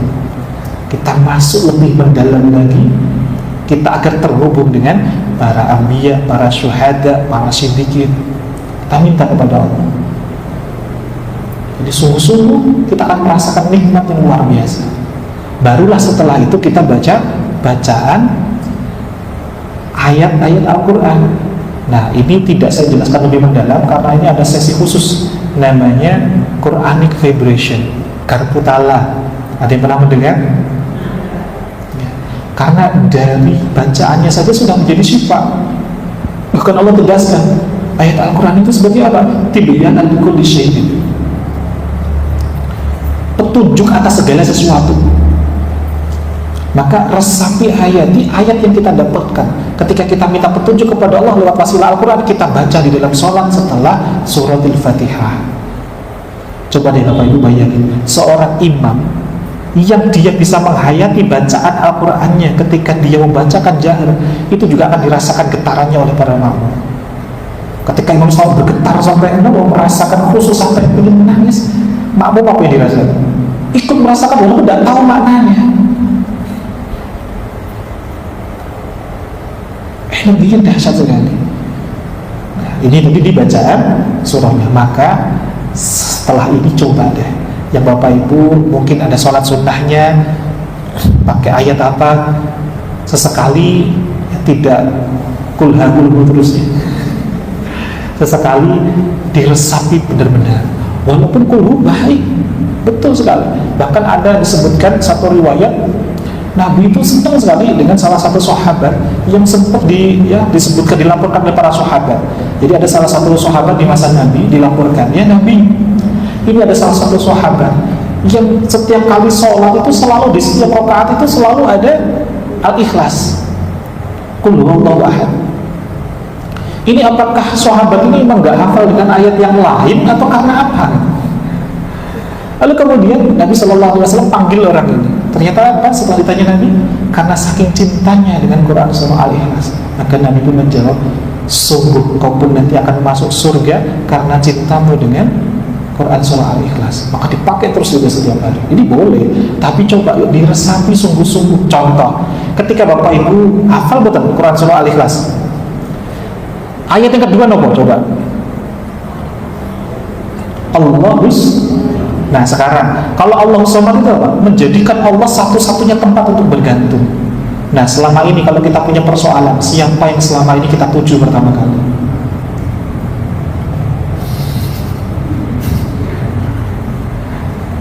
Cek, ambil HP dulu, siapa yang kontak yang bisa kita hubungi dulu? Atau tengok kanan kiri, siapa ya tetangga yang ada di rumah? Terus kita sharing. Astagfirullahaladzim. Padahal apa? Allahus Samad, Allah satu-satunya tempat untuk bergantung. Implementasinya harus jelas. Nah, ngapunten, mungkin ada saudara kita yang belum dapatkan hidayah. Memaknai as-somad itu berbeda Bapak Ibu. As-somad itu kepleset lidah dengan lidahnya Banyumas, jadinya apa? Semedi. As-somad jadinya apa? Menenangkan diri gitu kan ya, Masya Allah. Di pucuk-pucuk gunung untuk healing gitu ya, Masya Allah. Nah, jadi bacaan Al-Quran tadi, ya Masya Allah, setiap kalam Allah yang terucap ataupun yang kita dengar dari imam, itu adalah caranya Allah mengingatkan diri kita tentang petunjuk. Jadi ada salah satu ulama yang menyebutkan, seandainya engkau tuh melewati suatu majelis, maksudnya gini, ada satu majelis kita lewat saja, kok mendengar ayat Al-Quran, berhentilah sejenak, ingat-ingat ayatnya, kemudian setelah pulang, buka kembali, pahami maknanya. Itu tidak ada yang kebetulan, itu ada maksud kenapa Allah perdengarkan kita dengan ayat itu. Bisa jadi salah satunya itu adalah solusi dari persoalan yang sedang kita hadapi. Jadi kenapa sih kok imam bacain surat itu gitu? Gak ada yang kebetulan, ada maksud. Kenapa sih kok alam nasroh? Nah, ini salah satunya. Karena Allah mau berikan ya masalah kabar gembira untuk kita. Kenapa kok wadduha? Karena Allah ingin menenangkan hati kita. Jadi ya Masya Allah, gak ada yang kebetulan. Ini baru dibacaan Al-Quran. Tak terasa udah mendekati jam 10 gitu ya. Nah kita lanjut betul nih. Kecepatan betul. Betulnya Bismillah, cobi 2. Masih fokus ternyata ya, alhamdulillah. Jadi setelah baca surah, kita baca ayat Al-Quran, kita ruku. Kenapa Bapak Ibu? Nah, ruku ini kan subhana rabbiyal azim wa bihamdihi, ini bacaannya. Sejatinya Bapak Ibu, bacaannya ini bukan masuk rukun. Yang masuk rukun itu adalah gerakannya. Jadi rukun fi'li, bukan rukun qauli. Makanya ada banyak sekali, ini 3 kali, 4 kali, 7 kali, macam-macam, bentuknya beda-beda. Bahkan bacaannya ada yang lewat riwayat yang lain yang berbeda. Bukan hanya sekedar subhana rabbiyal azim wa bihamdi. Ada yang lain bacaan tasbihnya. Nah, kita kesampingkan dengan kaidah fikih tadi. Yang fikih tetaplah kita belajar dengan guru-guru fikih kita. Tapi ada pemaknaan yang mendalam di dalam ruku sholat kita. Di dalam apa? Ruku. Nuhun sewu Bapak Ibu. Ketika kita ruku, inilah posisi 0 antara pikiran kita, hajat-hajat kita dengan nuhun sewu ya. Salah satu tempat untuk kita buang hajat saja itu kita sederajat. Antara hajat dengan tempat untuk buang hajat itu sejajar, posisi 0. Ini maknanya mau turunkan ego, terus apa? Lapang dada atas segala keadaan. Maka di Manit Rezeki ini sedang kita praktikkan jurus namanya Paradox of Candy. Nanti Mira, atau baru pertama kali ini, berarti bonus yang baru dapat ini. Ini mungkin sebagian dapat di pembinaan THMR. Jadi 10 jurus di training hybrid Manit Rezeki itu nanti ada salah satunya nanti Paradox of Candy. Apa itu Paradox of Candy?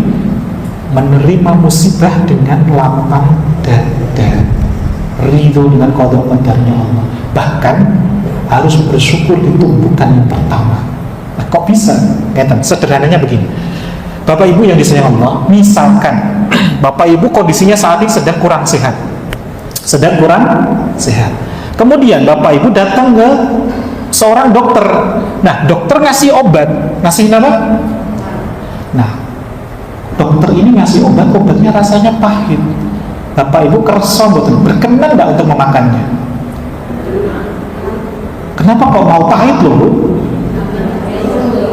Karena di situ kita berprasangka baik bahwa dengan wasilah obat ini kita akan diberikan kesembuhan oleh Allah. Karena niatan dokter itu adalah baik, prasangka kita, betul? Dengan dokter saja kita bisa berprasangka yang baik, tapi kenapa kita tidak bisa berprasangka yang baik dengan Allah saat menghadirkan musibah kepada kita?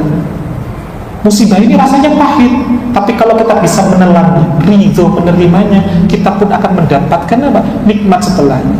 Dalam hadis riwayat Imam Bukhari disebutkan, "May yuridillahu bihi khairan yusib minhu."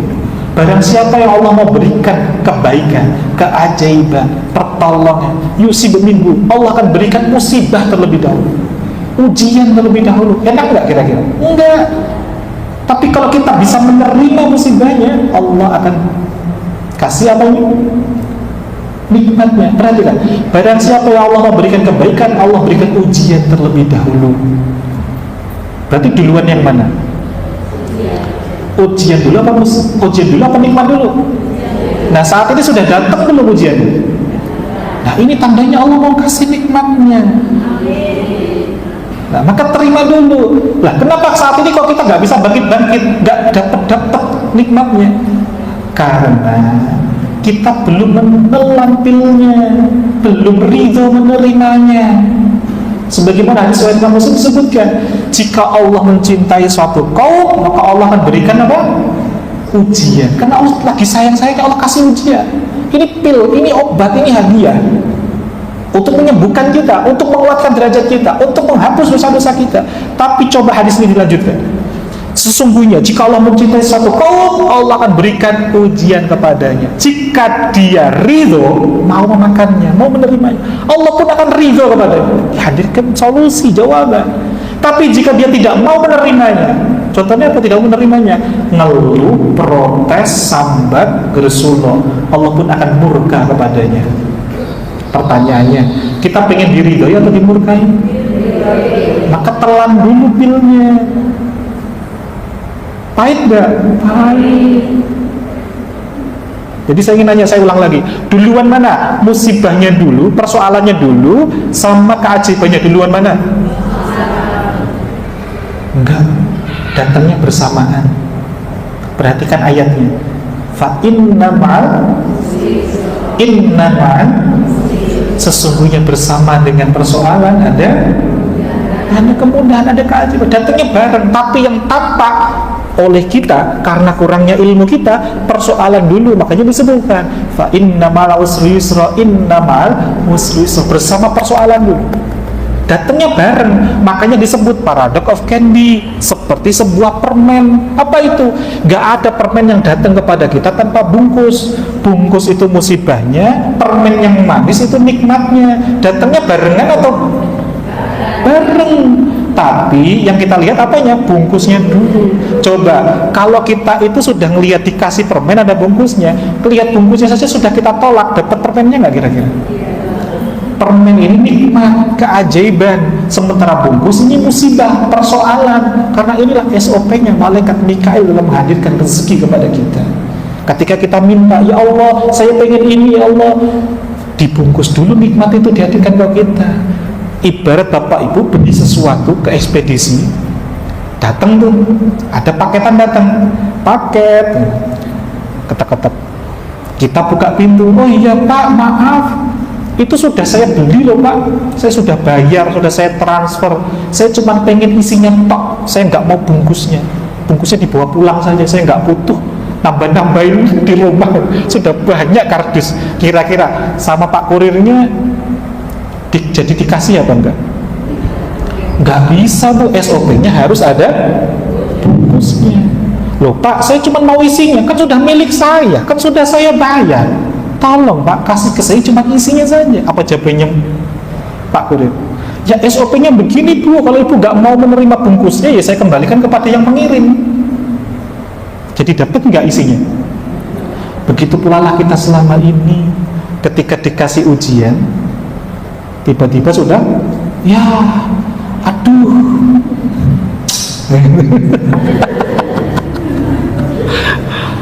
kita sudah menolak malaikat Mikail yang menghadirkan paketan rezeki kepada kita, maka oleh malaikat Mikail akan dikembalikan kepada Allah Subhanahu wa ta'ala.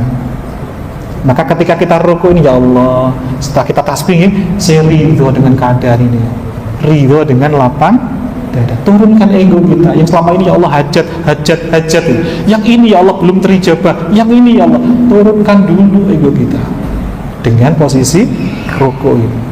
Dan ketika kita sedang i'tidal, Sami'allahu liman hamidah, disinilah kita memasang harapan. Disinilah jurus yang Bapak Ibu yang pernah ikut seminar Hybrid Magnet Rezeki, jurus Law of Projection, disinilah kita pancarkan. Menanam benih, menanam hajat setelah ridho dengan keadaan, dengan qada. Jadi ketika Sami'allahu liman hamidah bangkit nih, untuk apa? Kita baru menanamkan hajat kita penuh dengan harapan, bukan ambisi. Ingat tadi, beda antara harapan dengan ambisi. Katanya, Insya Allah. Jadi i'tidal ini simbol kesiapan hati terbuka untuk apa? Meminta rahmat kepada Allah Subhanahu wa ta'ala. Jadi untuk apa? Memancarkan harapan, bukan ambisi. Kita lanjut. Setelah i'tidal apa gerakannya? Sujud. Ini salah satu ya posisi yang sangat istimewa. Sampai-sampai ya Masya Allah,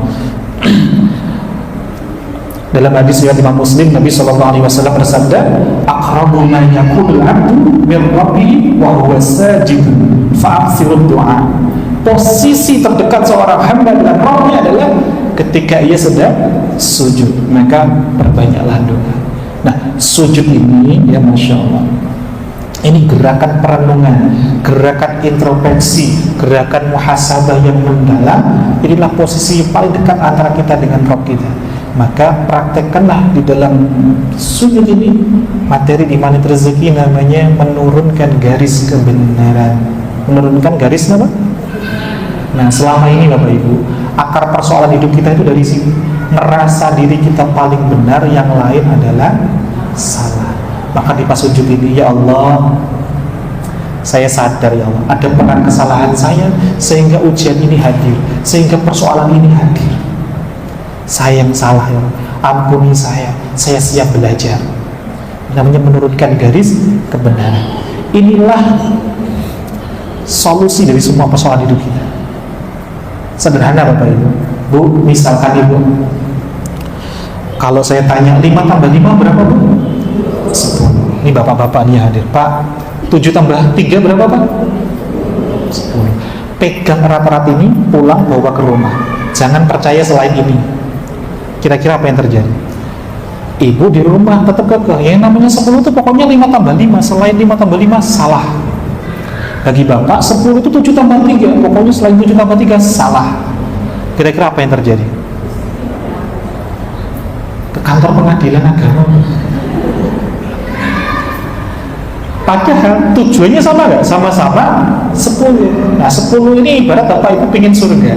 Sang istri pengen masuk surga lewat caranya istri. 5 tambah 5. Pokoknya kalau nggak begini salah Pak. Yang pengen, kalau kita pengen selamat masuk surga itu pokoknya caranya begini. Suami juga pengen masuk surga nggak? Pengen. Tapi suami punya cara 7 tambah 3. Pokoknya selain itu salah. Nah anak kita punya cara lagi. 10 itu 8 tambah 2. Nah kira-kira kalau semuanya pokoknya cara saya yang paling benar, jadi persoalan nggak kira-kira? Nggak ada yang masuk surga jadi. Masya Allah. Sederhana lagi contoh. Ketika saya tulis angka 6 besar di lantai depan saya, di karpet depan, 6 besar, maksudnya dari ibu-ibu, dari saya sudut pandang ibu-ibu, ini jadinya angka 6 atau angka 9? Nggak bisa, pokoknya harus 6. Kalau nggak menerima 6, yuk kita nanti ke pengadilan. Nah selamanya ini di sini letak posisi kita. Persoalan tuh di sini Bapak Ibu. Kita merasa diri kita paling benar, yang lain. Maka di posisi sujud ini letakkanlah sungguh-sungguh kita sadar ada peran ketidaktepatan kita sehingga persoalan hidup ini hadir. Bukannya Allah nggak mau kasih rezeki, tapi karena adanya perisai-perisai rezeki kita sendiri. Makanya dalam Quran surah An-Nisa 79 Allah tegaskan, ma ashabaka min hasanatin famin Allah wa ma ashabaka min sayyi'atin famin nafsik. Adapun segala bentuk kebaikan famin Allah, datangnya dari sisi Allah. Wa ma ashabaka min sayyi'atin, dan adapun segala bentuk sayyi'ah, sayyi'ah itu musibah, persoalan, rumah tangga nggak harmonis, anak-anak gak mudah untuk menurut, ya rezeki begini-begini saja. Semuanya datangnya dari mana? Famin nafsik. Dari siapa itu Bapak Ibu? Diri kita sendiri. Maka dengan menurunkan garis kebenaran inilah yang akan merontokkan segala persoalan hidup kita. Ibarat bapak ibu itu punya persoalan kayak beban di punggung kita. Ketika sedang sujud, dengan menurunkan garis kebenaran itu diluluhkan semuanya, dirontokkan semuanya. Dan ketika kita sedang bangkit duduk di antara dua sujud, inilah momen terbaik untuk membuka perisai rezeki kita.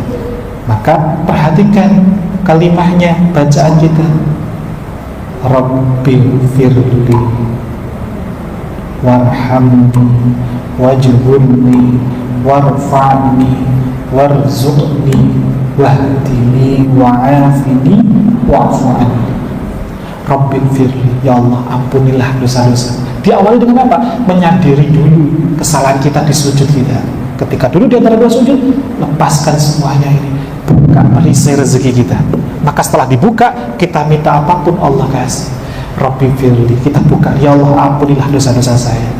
Warhamni, sayangilah saya ya Allah. Wajiburni, cukupkanlah kekurangan saya ya Allah.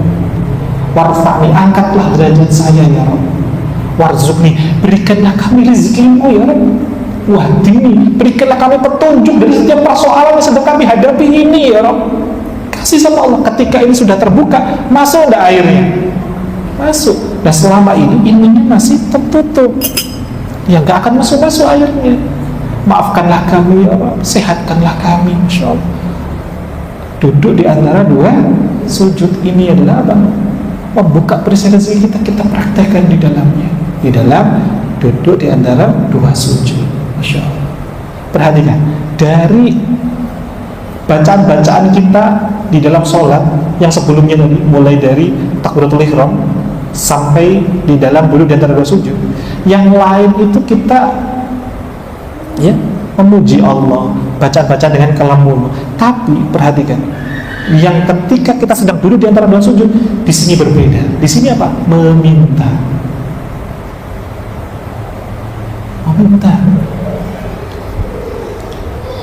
maka inilah letak yang sangat luar biasa. Kita resapi, bukan sekedar rutinitas. Kalau kita meresapi ini, Masya Allah, salat itu menjadi candu, Bapak Ibu. Terus pengen lagi, ya, kayak kebaikan. Nikmat itu apa? Pengen terus diulang lagi, pengen khusyuk lagi, terus lagi.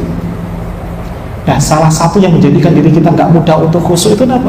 Karena ada sesuatu yang tidak halal masuk ke rumah kita, yang masuk ke dalam kerongkongan kita, yang menjadikan diri kita nggak mudah untuk apa? Ambil wudhu saja nggak ringan, bangun saja nggak ringan. Ini yang gandoli semuanya. Paksakan diri dulu, lepaskan ini semuanya. Dengan apa? Taubahalik. Dengan banyak-banyak kita sholat taubah.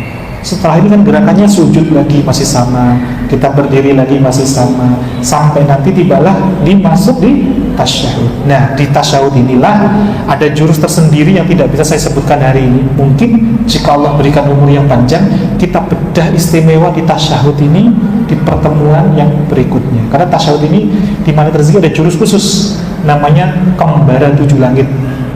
Kenapa? Karena proses dialognya Nabi SAW saat Mi'raj itu adalah di tasyahud ini.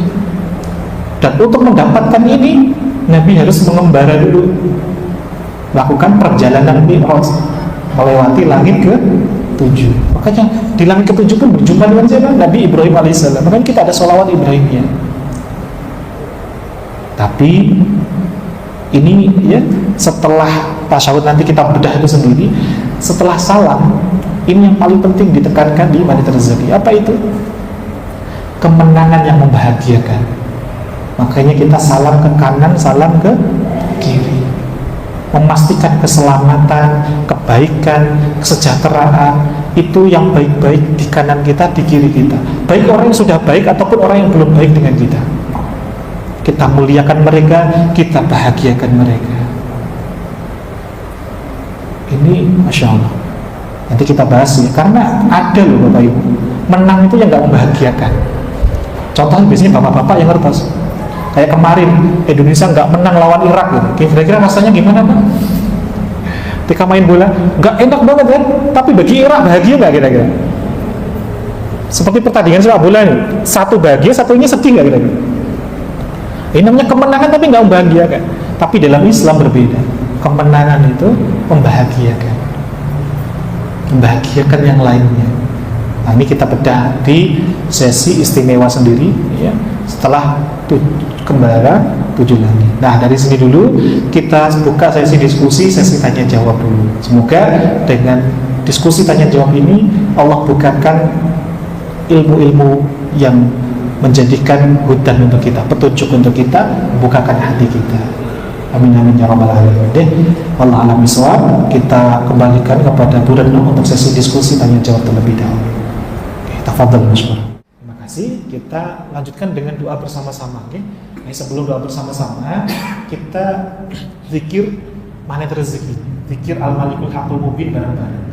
Jadi ini sebagaimana dalam hadis riwayat Abu Nuaim disebutkan, maqala la ilaha illallah al-malikul haqqul mubin fi kulli yaumin mi'ata maratin.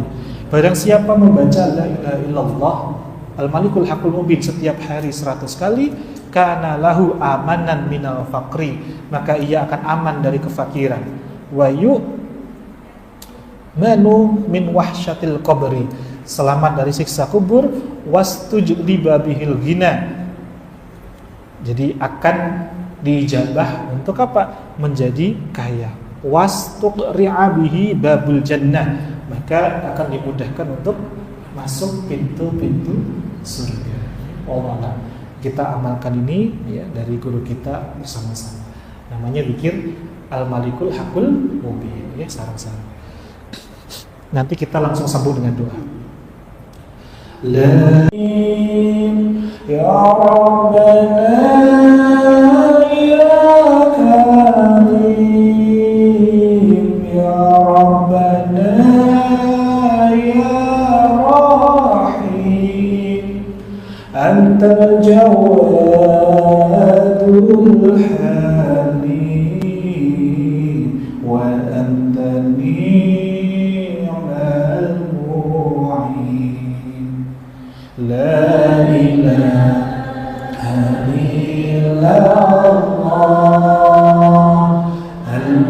الملك الحق المبين محمد رسول الله صادق الوعد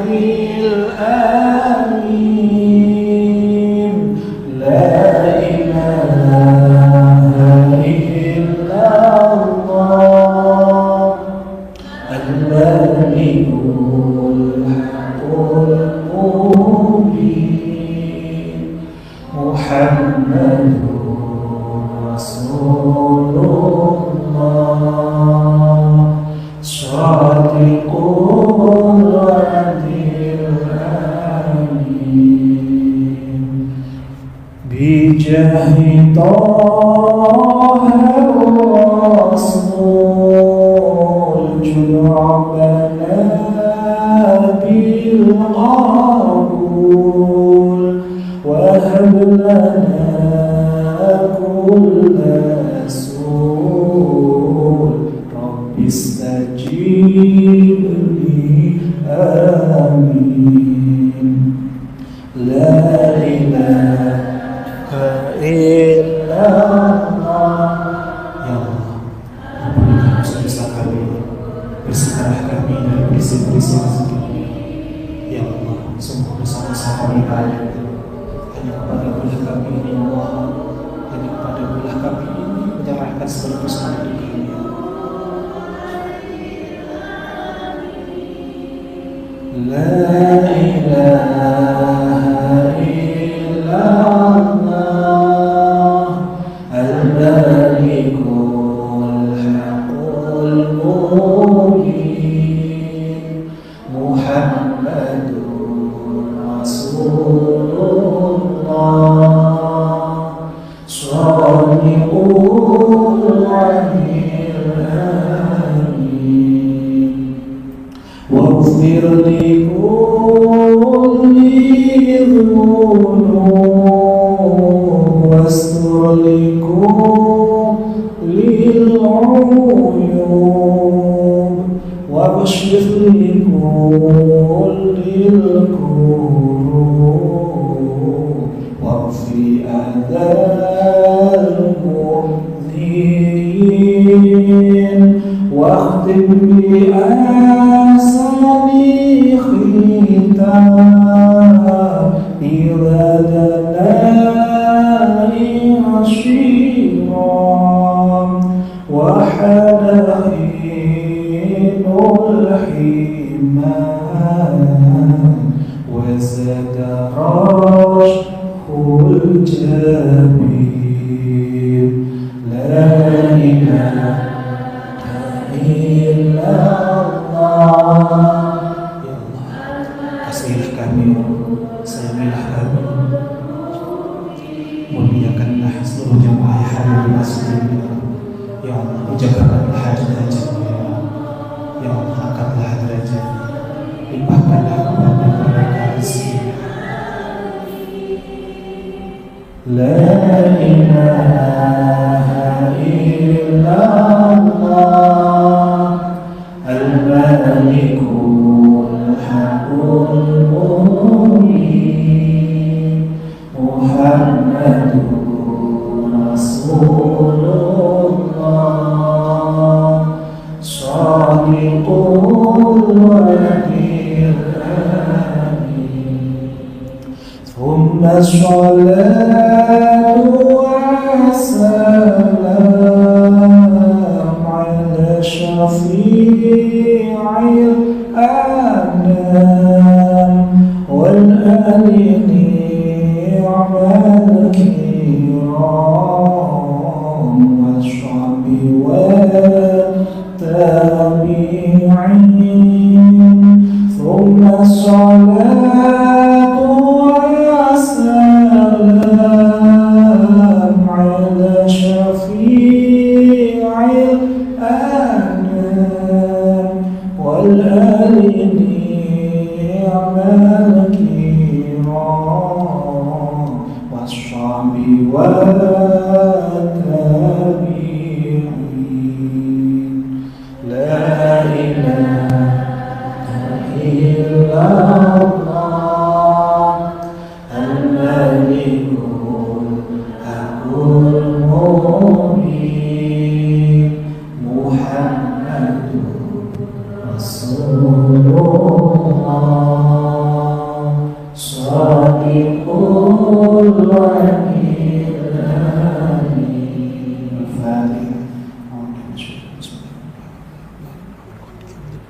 Iyyaka na'budu wa iyyaka nasta'in ihdinas siratal mustaqim. Allahumma shalli ala sayyidina Muhammad wa ala ali sayyidina Muhammad walhamdulillahi rabbil alamin hamdan syakirin hamdan yuafi ni'amahu wa yukafi'u mazidah ya rabbana lama yanbaghi li jalali wajhikal karim wa 'azimi sultanik. Allahumma lakal hamdu wa ilaikal mustaqim wa antal musta'an wa la hawla wa la quwwata illa billahil aliyyil 'azim. Hasbunallahu wa ni'mal wakeel, ni'mal mawla wa ni'man nasir. Allahumma yassir wa la tu'assir. Allahumma a'inna ala dhikrika wa syukrika wa husni ibadatik. Allahumma innaka ta'lamu sirrina wa alaniyatina fa'lam mu'tiratina. Allahumma ighfir lana wa liwalidayna warhamhuma kama rabbayana shighara. Rabbana hab lana minas salihin, Rabbana hab lana minas sabirin, Rabbana hab lana min ahlil qur'an, Rabbana hab lana min azwajina wa dhurriyyatina qurrata a'yun waj'alna lil muttaqina imama. Allahumma arhamna wajburna warfa'na warzuqna wahdina wa'afina wa'fu 'anna.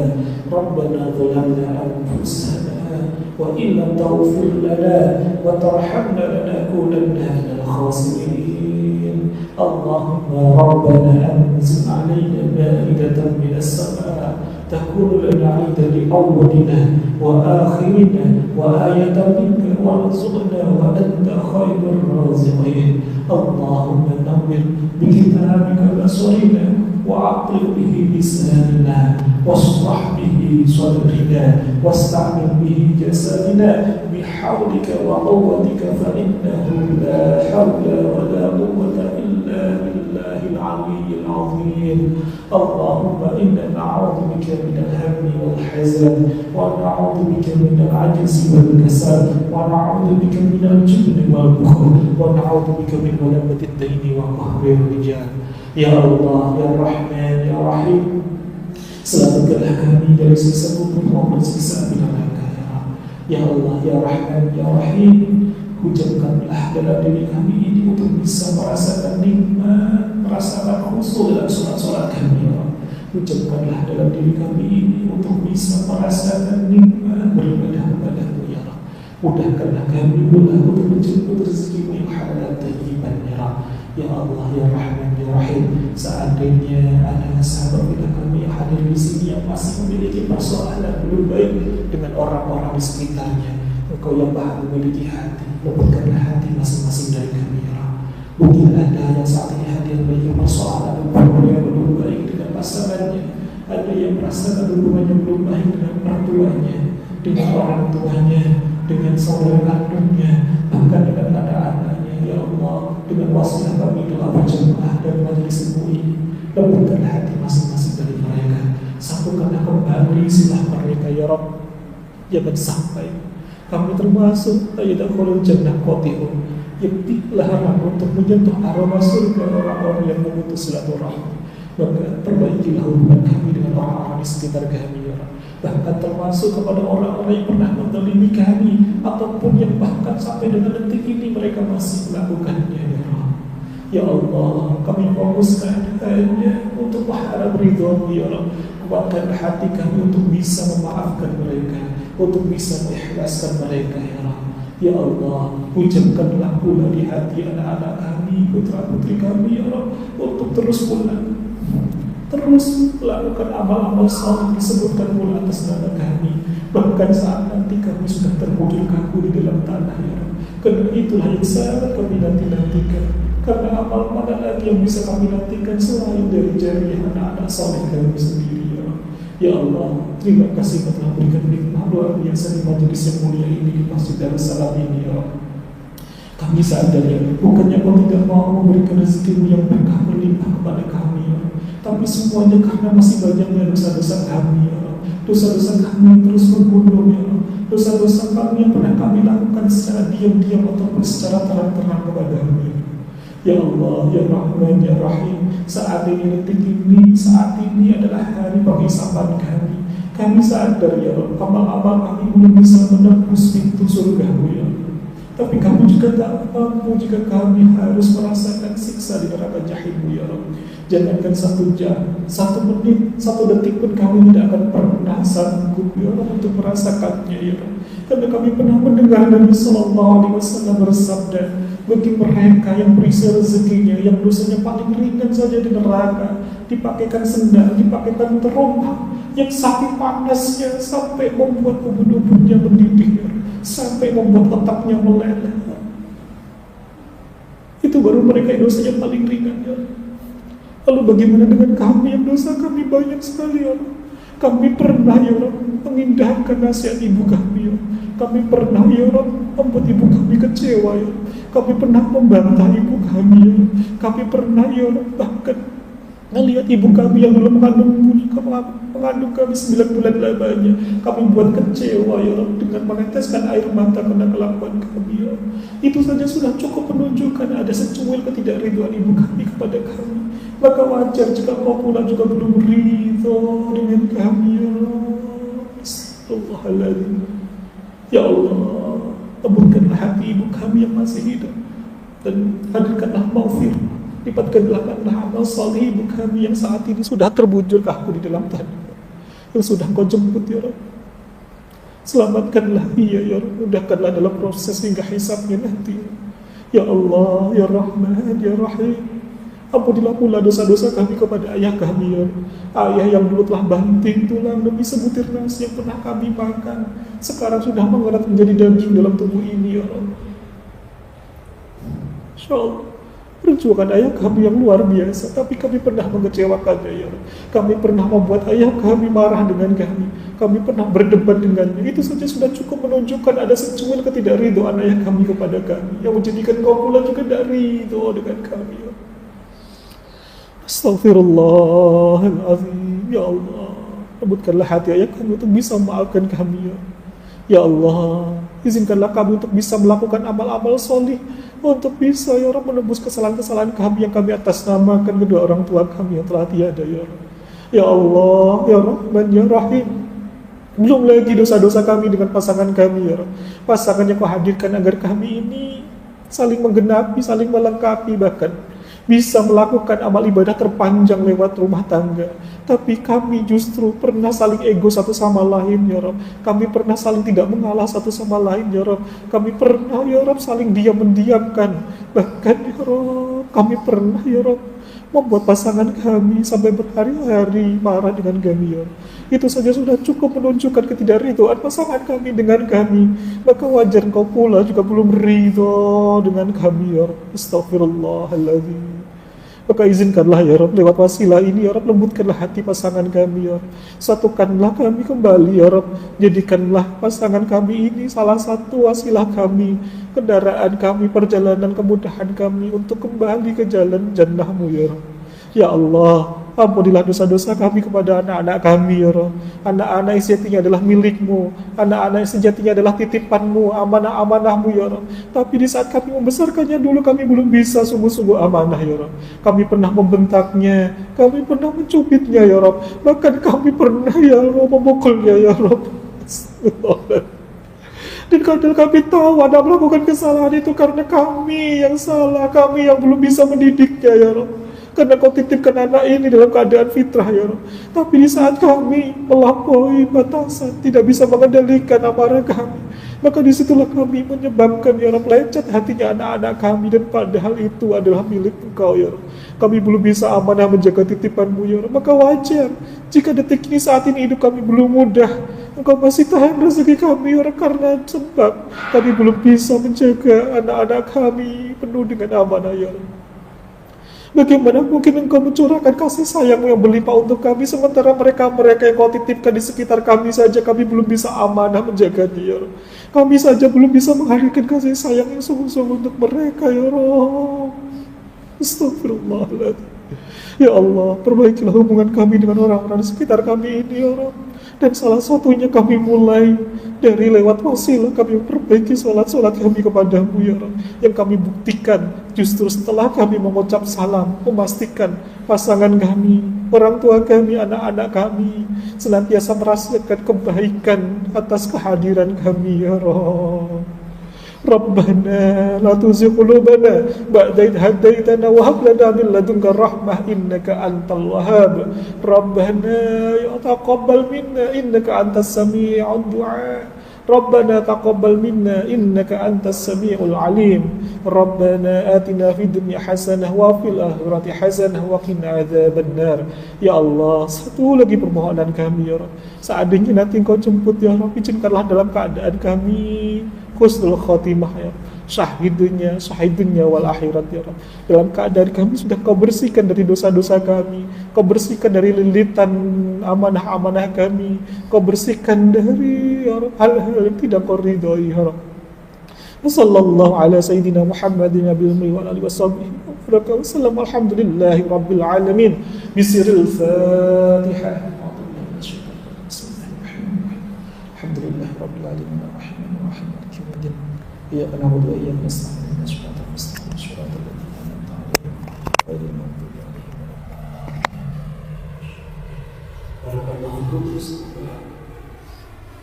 Setelah cita-cita dijadikan oleh Allah, sahabat keluarga kita, semoga kasih sayang Allah hadir untuk kita semua, untuk keluarga kita di pertemuan dunia. Insyaallah kita nanti juga bisa berkumpul di jamaah seperti Allah. Ya taufiq walhidayah wal hidayah. Assalamualaikum warahmatullahi wabarakatuh.